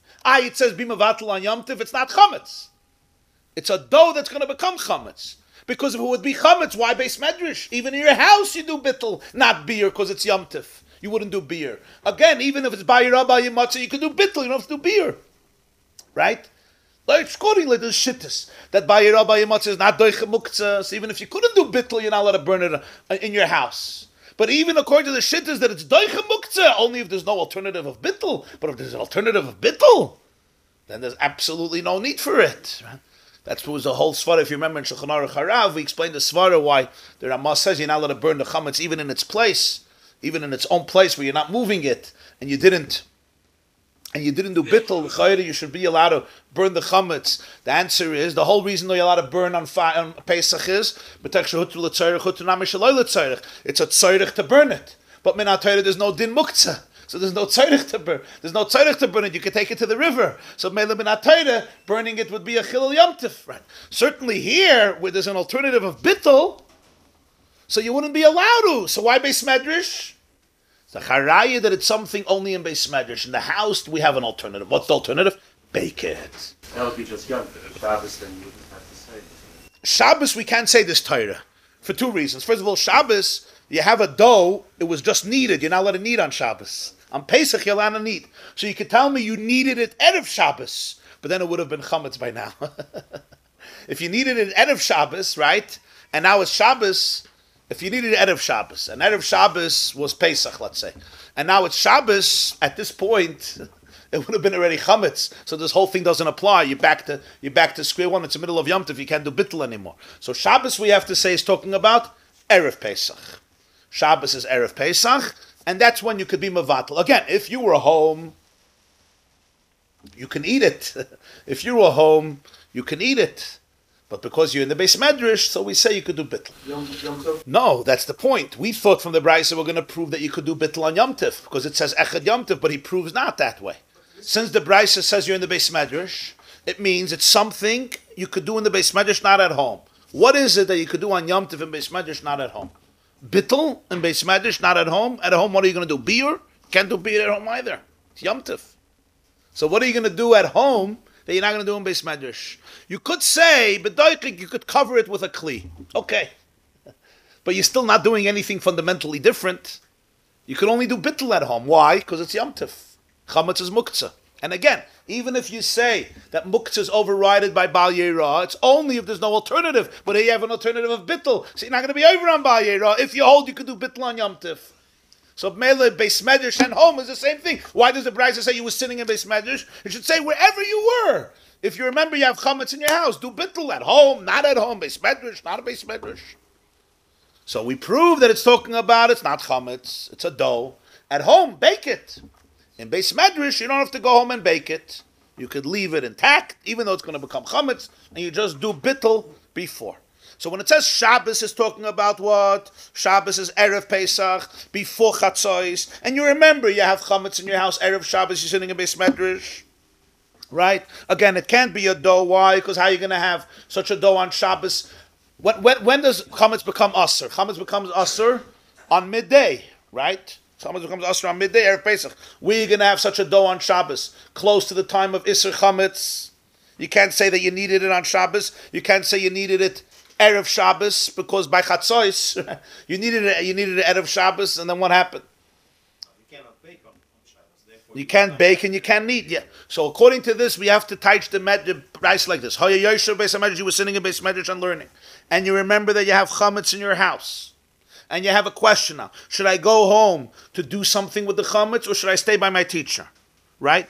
So if it was chametz that you could be mevatel beliba, you could be mevatel in your heart, and that's enough. Why? Because being by your Rebbe and learning, takes away the obligation to go home and getting rid of the potential chametz. This is true whether it's Erev Pesach, Shechal Liyas B'Shabbos, and you remember before the Zman HaIsur. So it's talking about a case where you're sitting in the Beis Medrash and you could do bittul. Should you go home to do biur or not? Best thing would be go home to do biur. But since you're sitting in Beis Medrash and you could do bittul, and this could be in two ways. Shabbos, which is Erev Pesach before the Zman HaIsur, you could go home and do biur, even though it's Shabbos. You could throw it into the Beis HaKisei, right? You could, it's not muktzah yet because you're allowed to eat it. Chametz is not muktzah on Shabbos. You could throw it into the Beis HaKisei. You could throw it into the river if you're allowed to carry it. You could eat it up. The best thing, you can eat it up. That's what we do. Erev Pesach Shabbos in the morning. You eat up your challah. Well, you can eat up your challah, right? So should you do that or should you stay in Beis Medrash? That's question number one. Question number two is on Yom Tif. On Yom Tif, if you had a dough that didn't become chametz. In other words, we're talking about a case where you could go home and do biur, or you could stay in Beis Medrash and do bittul. Either Shabbos, Erev Pesach, or Yom Tiv, and it's not chametz yet. That's the question. On this, the Brisa says you don't have to go home. You could do bittul. Don't stop the learning. It's going to be chametz. Fine, it'll be chametz, and you did bittul. The Chachamim who said you have to do biur said in this case you don't have to do biur, you could do bittul. When is this the case? If it's chametz that you could be mevatel. Right? What if it's chametz that you can't be mevatel? For example, I'm sitting Yom Tif in Beis Medrash and I remember that I have a real piece of chametz in my house. I can't do bittul now. It's not a dough. Now what would be the case? Now you have a real problem, right? Because you didn't do bittul, you didn't do biur, you're now over on Bal Yeirah or Bal Yematzeh. So there would be those who hold that muktzah is overridden by Bal Yeirah and you should go home on Shabbos or on Yom Tif and be mevayer the chametz. Let's say it's Shabbos afternoon, 3 o'clock Erev Pesach. Now you can't do bittul anymore. Then the halacha would change because then the Beis Medrash can't be doiche the iser bal yirah bal yematzeh. So if you're hold that you could do biur on Shabbos and Yom Tif in different ways that are permitted, so then you have to do it. You can't just sit home. And we explained even if you hold you can't burn it on Yom Tif, but you could. There's ways of doing it with a goy. In other words, there's the different methods that we spoke about on Davav Amar Aleph would apply if bittul was not an option. Of course, what about chalamayit? What if you're sitting chalamayit? You're sitting chalamayit by the Beis Medrash, and there's a dough in your house. What's the halacha? The halacha would be the same thing. Just do bittul and you don't have to go home. But what if you remember chalamayit that there's a piece of chametz in your house and you're sitting in Beis Medrash? Now you can't do bittul anymore. Why can't you do bittul anymore? Because it's already chametz. You already did a bittul before Yom Tov. You did a bittul for the whole thing. So if it's an old chametz, you're right. If you did bittul, you're good. If you did bittul, you're good. You're right. We're talking about if you didn't do bittul and you remember that there's chametz in your house. Now you're stuck with bayirah bayimotzei. So you would have to go home and be at mavayir. You're right. So when it says here Yom Tif, it means from when Yom Tif begins, you have to look. If you could do bittul, the Beis Medrash lets you stay here and do bittul. But if you would be out of the Beis Medrash, you would have to do biur or bake it, right? You have to go home to a place full of kaila. No Bishman that can't hold here. It's overriding. No, Beis Medrash, no. Oh, you're saying if you're sitting in Beis Medrash and you didn't do bittul, and now you remember that you have real chametz in your house and you can't do bittul, right? So the Rishonim that like Rashi holds you have to go be mevayer. So you would have to go home. You're saying here you anyway can't go home. You anyway can't go home because we explained you can't because it's not doiche Yom Tif. Muktzah and hemidu chachamim divreim, right? So now the Beis Medrash is going to be doiche the koifel of kli because koifel of kli is only midirabonon. So that it could be doiche. It can be doiche the bayirah bayimatze, but it's going to be doiche the koifel of kli. So l'chayre you don't have to go home. But it's impossible. The person that sits already in Beis Medrash, so he knows that at least something about Pesach. So he would definitely. No, it wasn't intentional. It wasn't intentional. He remembered that he had chametz. Then you're good. If he did bittul, it's not a problem. So that's what I'm saying. You're right. You're right. At least he knows something. You're right. One thing he would know to do bittul before Yom Tov. You're right. Why would he do another bittul? If it's a new door and new thing that was created, then versteht. But if it's an old goose, who cares? I already did bittul. I don't have to do bittul second. Even if he has to go home and he has to cover with a kli, does he have to be careful that he's not masiek das? Because then he's going to be over all your matzah in his What is that? Why is Rabbi- Well, if you hold like the shit is that muktzah doesn't get overridden, so then the Chachamim said, don't do sheva al tasa, don't be over on muktzah. And we explained that since you're an anus, you're not over on bayir al matzah. Since you're an anus. So due to the efficiency of the U.S. Post Office, shalachmanas arrived on Pesach with 2 cookies inside and a few candies. Huh? That's a real gluska yafa, yeah? A real gluska yafa. So the shalachmanas arrived to you, and you didn't want to, I'm sure you did not want to acquire it on Pesach, right? Because it was chametz, so you're good. Very often case. Huh? You would just have to get rid of it. It was a very often case in Russia because It would be in the sewer. Yeah. Throwing it in the sewer is fine. The truth is, you never even acquired the chametz. The guy wanted to send it to you, obviously not on Pesach, but you'd never even acquired the chametz. So essentially, Once he took it well, he didn't choose to take it. The mailman put it in. You said it's still in the rishus of the. So it's in his rishus and it's mishame, right? It's in the rishus of the. Right, but his das is l'chayda not to be koina, right? He doesn't want to. Because it goes in his post office, it becomes. Right. Rishus. Right, they put it in. It's out of the rishus of the. Yeah, and it's also protected. It's his house. Nobody could grab it. Huh? Even though it's in your rishus, you have to have. You may not have to have das, but here you have das the opposite. You don't want it. He dafke doesn't want him. He didn't sign. You didn't sign. It came. The shalachmanas arrived. But it's mitzvah, so we have to be careful of kaila. It's mitzvah. Huh? No, it's muktzah, right? You have to be kaifal of kli, of course. It's covered in the. It's covered in the. If you left it in the post and then in the. No, on chalamayid. It came chalamayid, right? Yeah, it came chalamayid. Isn't it? If you left it in your mailbox, isn't it already covered? Yeah, but it's still matzoi, so you can't just leave it there a whole Pesach. Yeah. We're going to take from the Shulchan Aruch Harav, Hilchas Pesach, Siman Tov Lamadalet, Sif Ches. You see Sif Ches? Here, these copies. Just there's a few pages here. So just on top it says Mem Ches, Hilchas Pesach, Tov Lamadalet, Sif Ches. This is the Shulchan Aruch Harav. It's also posted. The source sheets will be posted on the website. V'lama Niskan Nusach HaBittel B'Lashon Arami. Why is the text of Bittel in Aramaic? Kol Chamira v'Chamia. B'pnei Amei Ha'aretz she'einem mevinim b'Lashon HaKodesh ki'im b'Lashon Arami. The reason is that Poskim said that Gemarah says it was for Jews who were illiterate. They did not understand Hebrew. The Chazal wanted everyone should understand Bittel. Like we see Rav said everyone should do Bittel. They made it in Aramaic. Lefichach, ba'aratzes halalu in these countries, meaning Eastern Europe, she'ein amei ha'aretz mevinim gan lashon Arami. Those who are not educated don't understand Aramaic either, not Hebrew, not Aramaic. Tzarich lelamdem ula'aziram sheyemru nusach habittel b'lashon she'ein mevinim. They have to be taught to say Bittel, the nusach of Bittel, in the language that they comprehend. Shari ikir habittel hu belev lefichach tzarich lavim belev mashal moitzi b'svasav. The main aspect of Bittel is the sincerity, the meaning of it. Belev means that you know what you're saying; it's internal. So you have to understand what you're saying with your lips. And what if you didn't listen? You said bittul in the siddur because that's what they told you to say, and you tell somebody, 3 hours later, you say, by the way, what were we all saying over there? Could you tell me? If he at least understands the general intention of bittul, meaning that you want to get rid of the chametz, make it bottle, nullified, and ownerless. Though you don't understand it verbatim, it's good. But those illiterates, nashim or women, they don't even know the concept.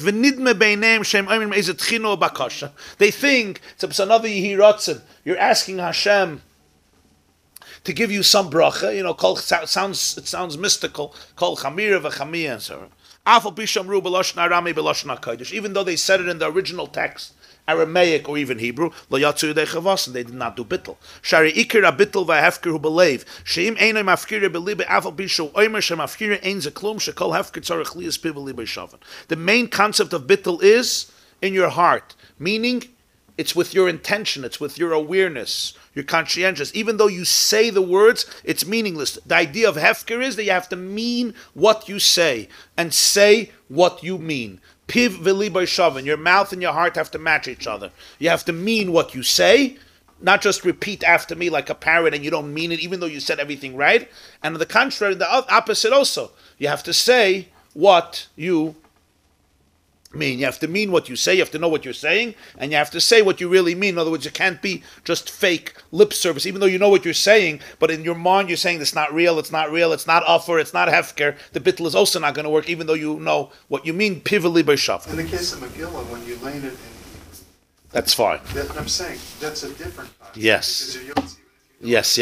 But you're not. Right. Here not. That's the chiddush. Can there be Yotze was your? Better say it in Mandarin or French or Russian or Italian and not in the text. The text becomes almost irrelevant. Can there be Yotze was your? Come on, No.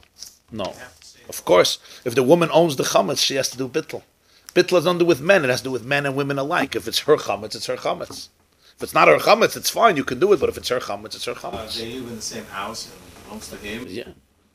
Then he can do bittul. Then she doesn't have to do the bittul. But if this chametz that belongs to her, sometimes a woman owns her own chametz, Yeah, I mean, especially today, when women sometimes own their own chametz. It's nothing to do with the husband. If she has her own office, her own company, Ken? Yeah, same obligation. We say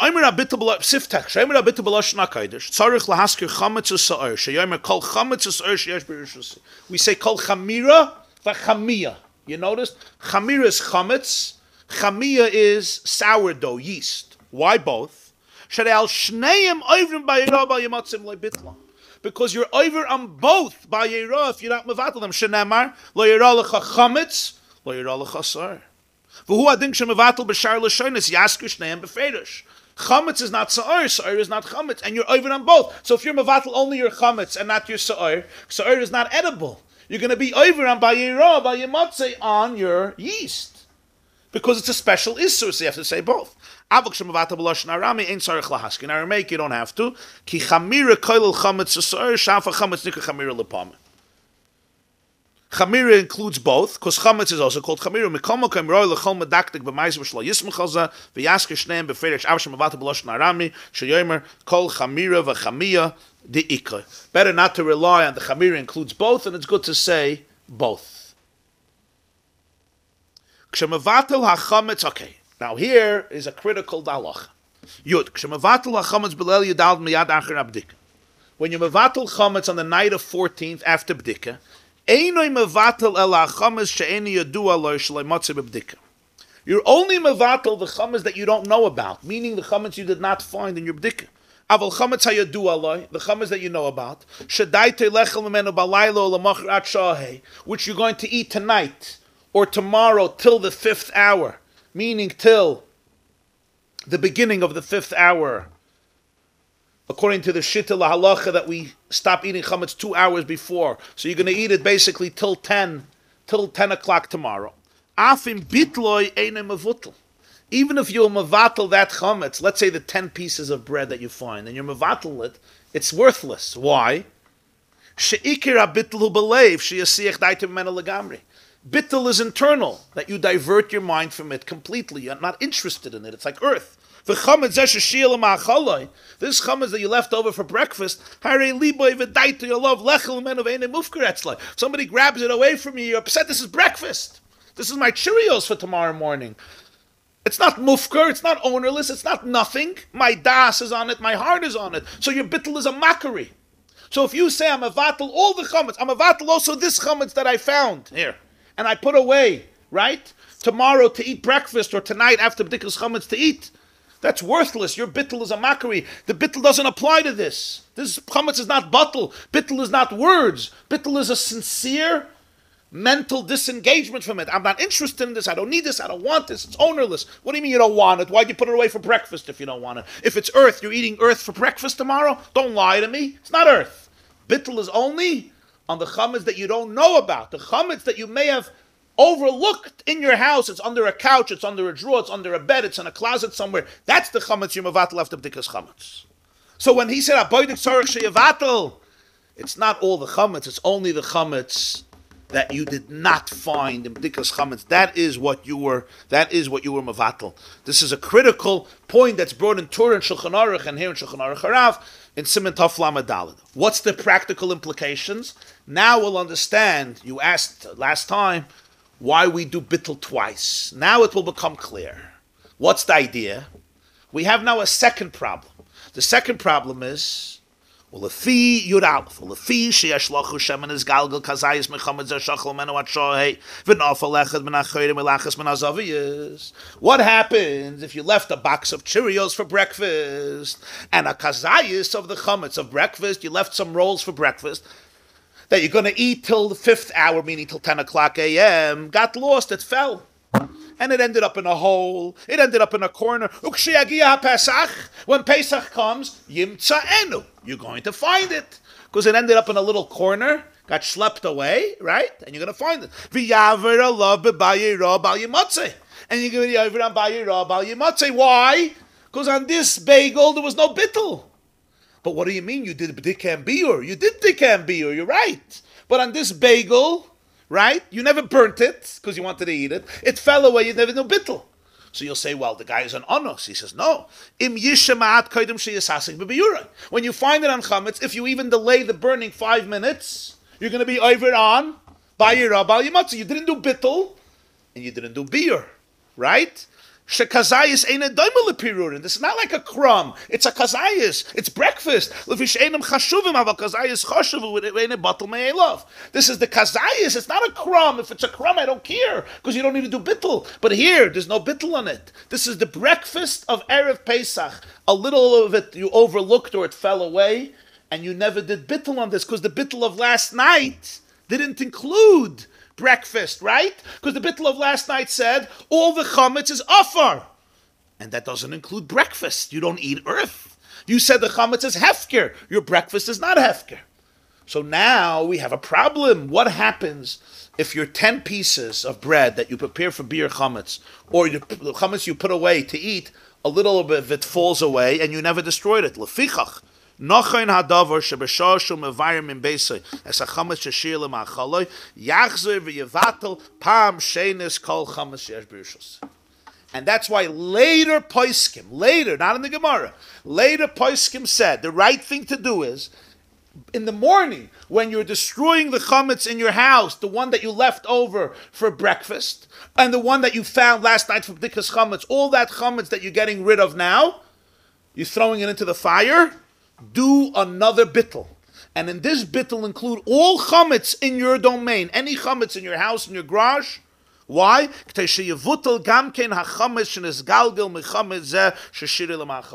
also the chametz that may have rolled away from your breakfast meal, and it's gone, and you may find it in the middle of Pesach, it should be bottled. If you find it on Pesach, and you delay the biur, you won't be over on Bayirah Bayimotze. Why? Because it's not yours, because you already did bittul. And the bittul of the night will not help for this. This is a different takana to do bittul a second time. That was introduced in later generations, as you'll see in Ayin Dalet. It's from the Rosh and Tur v'Shulchan Aruch, the Tur and Shulchan Aruch, who quote the Rosh and basically say, do a second bittul. Seif Yud Beis. Next page, Siman Tov Lamed Dalet, Seif Yud Beis. V'kivon shod tzarich levatel b'shas habir. And since you're doing a second bittul when you burn chametz, tzarich u'lezayir levayir koydem shetagiya shashishis. Here came a new change. You have to now make sure you're burning your chametz before the beginning of the 6th hour. Why?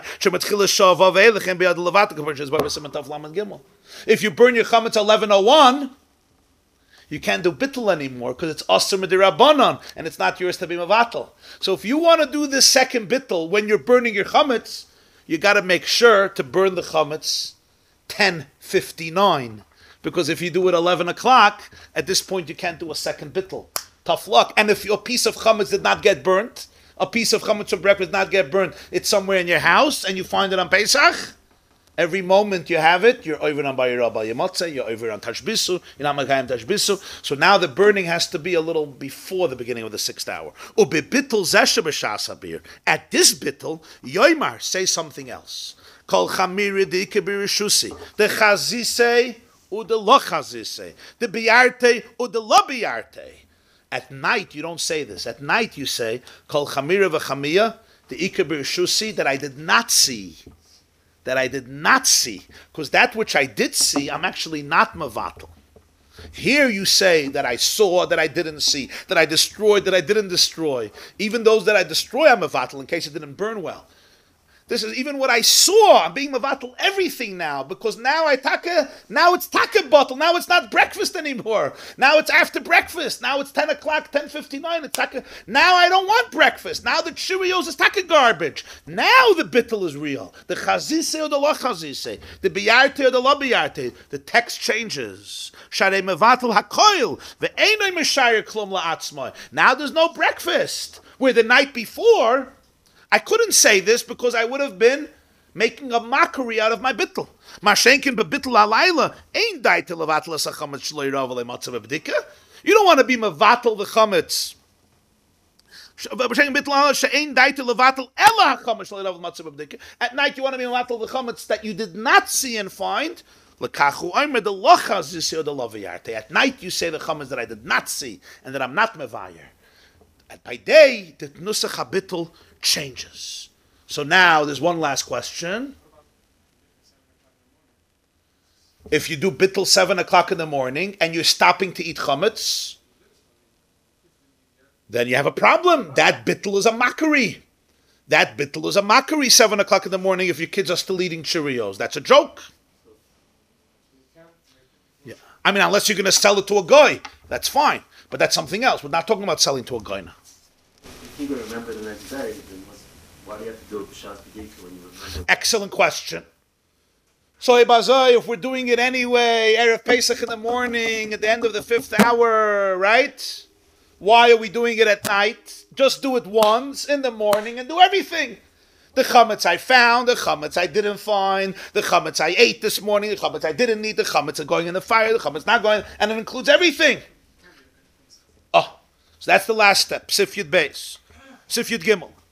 Ve'ein la'adam lismech habittul zebel vad shle'yivatel b'layla miyad acher abdika. Don't rely only on this bittul and cancel out the first bittul. Why? Lefi shebittul zeh shel acher abdika hu takonas chachmei Gemarah.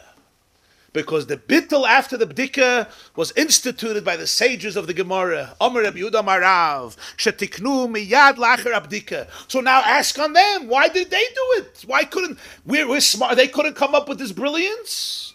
The answer is, we know already from the Gemarah, Kedei sheyeh lo zman kavua. They wanted a permanent time for bittul. Shim lo yeh zman kavua, nishkach mileiv bnei adam ha'alulin l'shikcha. If it wouldn't have a permanent time, a fixed time, it could be forgotten by many, many people who were out there and are likely to forget. Why didn't they make the time in the morning? Make a time during the beer.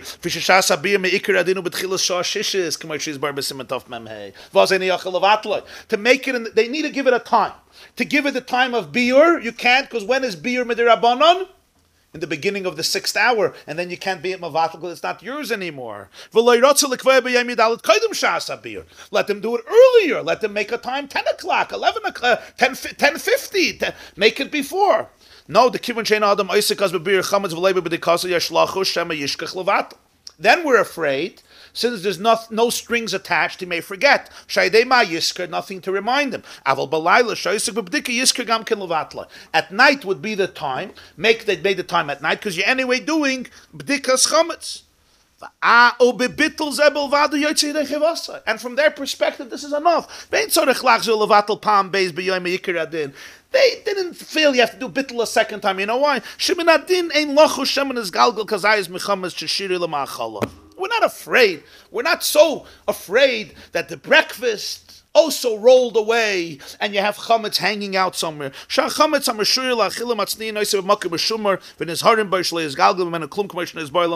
Because there is an obligation that the chametz that you put away, you have to hide and protect it, as we're going to see later in the next Mishnah, and make sure nothing rolls away. So they were not afraid of this, so they were fine with. It was better for them to do it at night, and nobody forgets, than to do it in the morning, and many people may forget because they went to work, just like they didn't do b'dikas chametz in the morning, because it's rush hour. People, there's no such a thing you take off. People worked in the morning. It was at least many people, it was very, very complex. So therefore they did it only at night, and they relied on it. Now in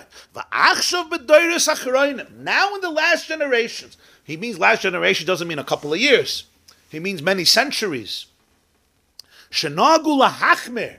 Ulevayir chametz b'soif sha'eh ulevatli b'shas habiyur loy bo el lohoisef al takanas chachamim v'loy legroya. Now that we're machmer and we destroy the chametz at the end of the 5th hour, which they didn't do, they would destroy the chametz in the beginning of the 6th hour, because that's the obligation. The rabbis didn't tell you to burn chametz earlier than you have to. Remember, they did not try to make takanas stam when asering chametz. It's a serious thing. They're not stam asering chametz. That's why we see that achila they aser 2 hours earlier. Hana they did not. Hana you could do till 11 o'clock. Why? If people are going to make a mistake, they're going to make a mistake for Hana too. The answer is, the Balatanya says in Shulchan Aruch, loy rotzu. It's not an easy thing to take away bread from Jews. We'll tell you you're not allowed to eat for an extra hour, but at least you could feed it to somebody, you could give it to your animals, you could sell it. They didn't want to just make gzeiris and gzeiris, even though there's a chash. They had to also be practical. So therefore, the time of burning chametz is only in the beginning of the 6th hour. They're not stam going to do it earlier. We decided to be machmer. We want to do a second bittul, because we're afraid for our breakfast food. Fine. So we also push back the burning a few minutes. We do it by the end of the 5th hour. That's why you'll see when it says that end time of burning chametz, it's not going to be the beginning of the 6th hour. It's going to be the end of the 5th hour, because you can't do bittul anymore. We want to do it. Gesundheit.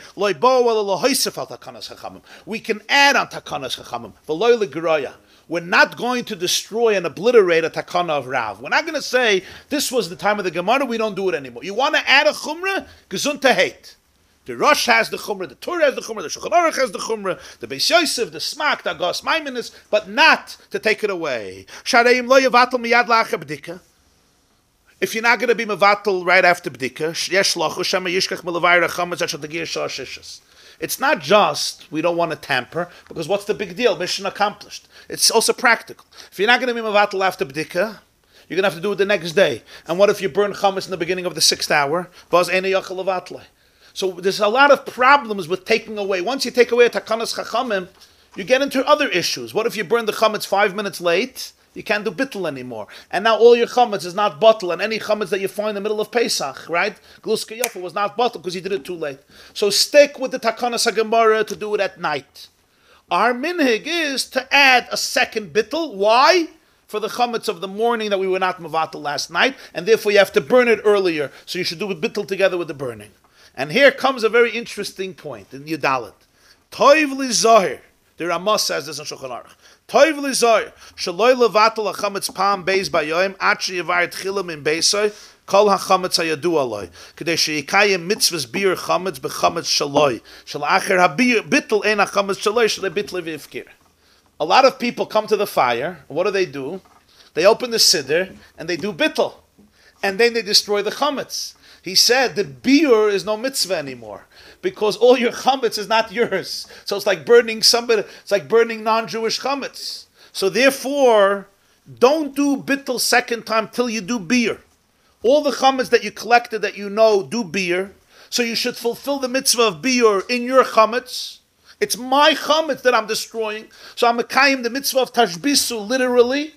I'm being mekayim that mitzvah, right? And as a result of that, I did the mitzvah of bir chametz. Now, after that, I do bittul for the chametz that may not be burnt well, or the chametz I didn't find, or the chametz not the chametz I didn't find, I did bittul yesterday. For the chametz that I found, but may have rolled away somewhere, and I may find in the middle of Pesach. Now you do bittul on that chametz. But if you start off with bittul, then You didn't do beer chametz in your chametz because all your chametz that you're mevayer is bottle and hefker, kafra dara, and the Torah does not mechayev to be mevatel it to you. Right? Torah, you can even leave it in your house. So there's no mitzvah of beer on that chametz. So better do beer first than the bittul. And that's why we pushed back the beer.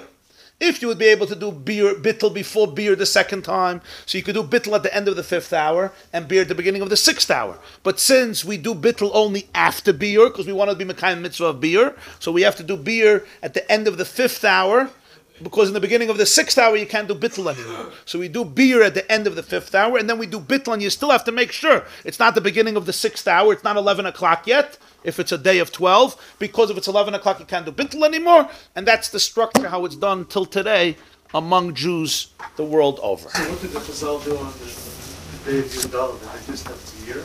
Yes. So in the times of the Chazal, there was only beer on the day of Yudal. There was no bittul.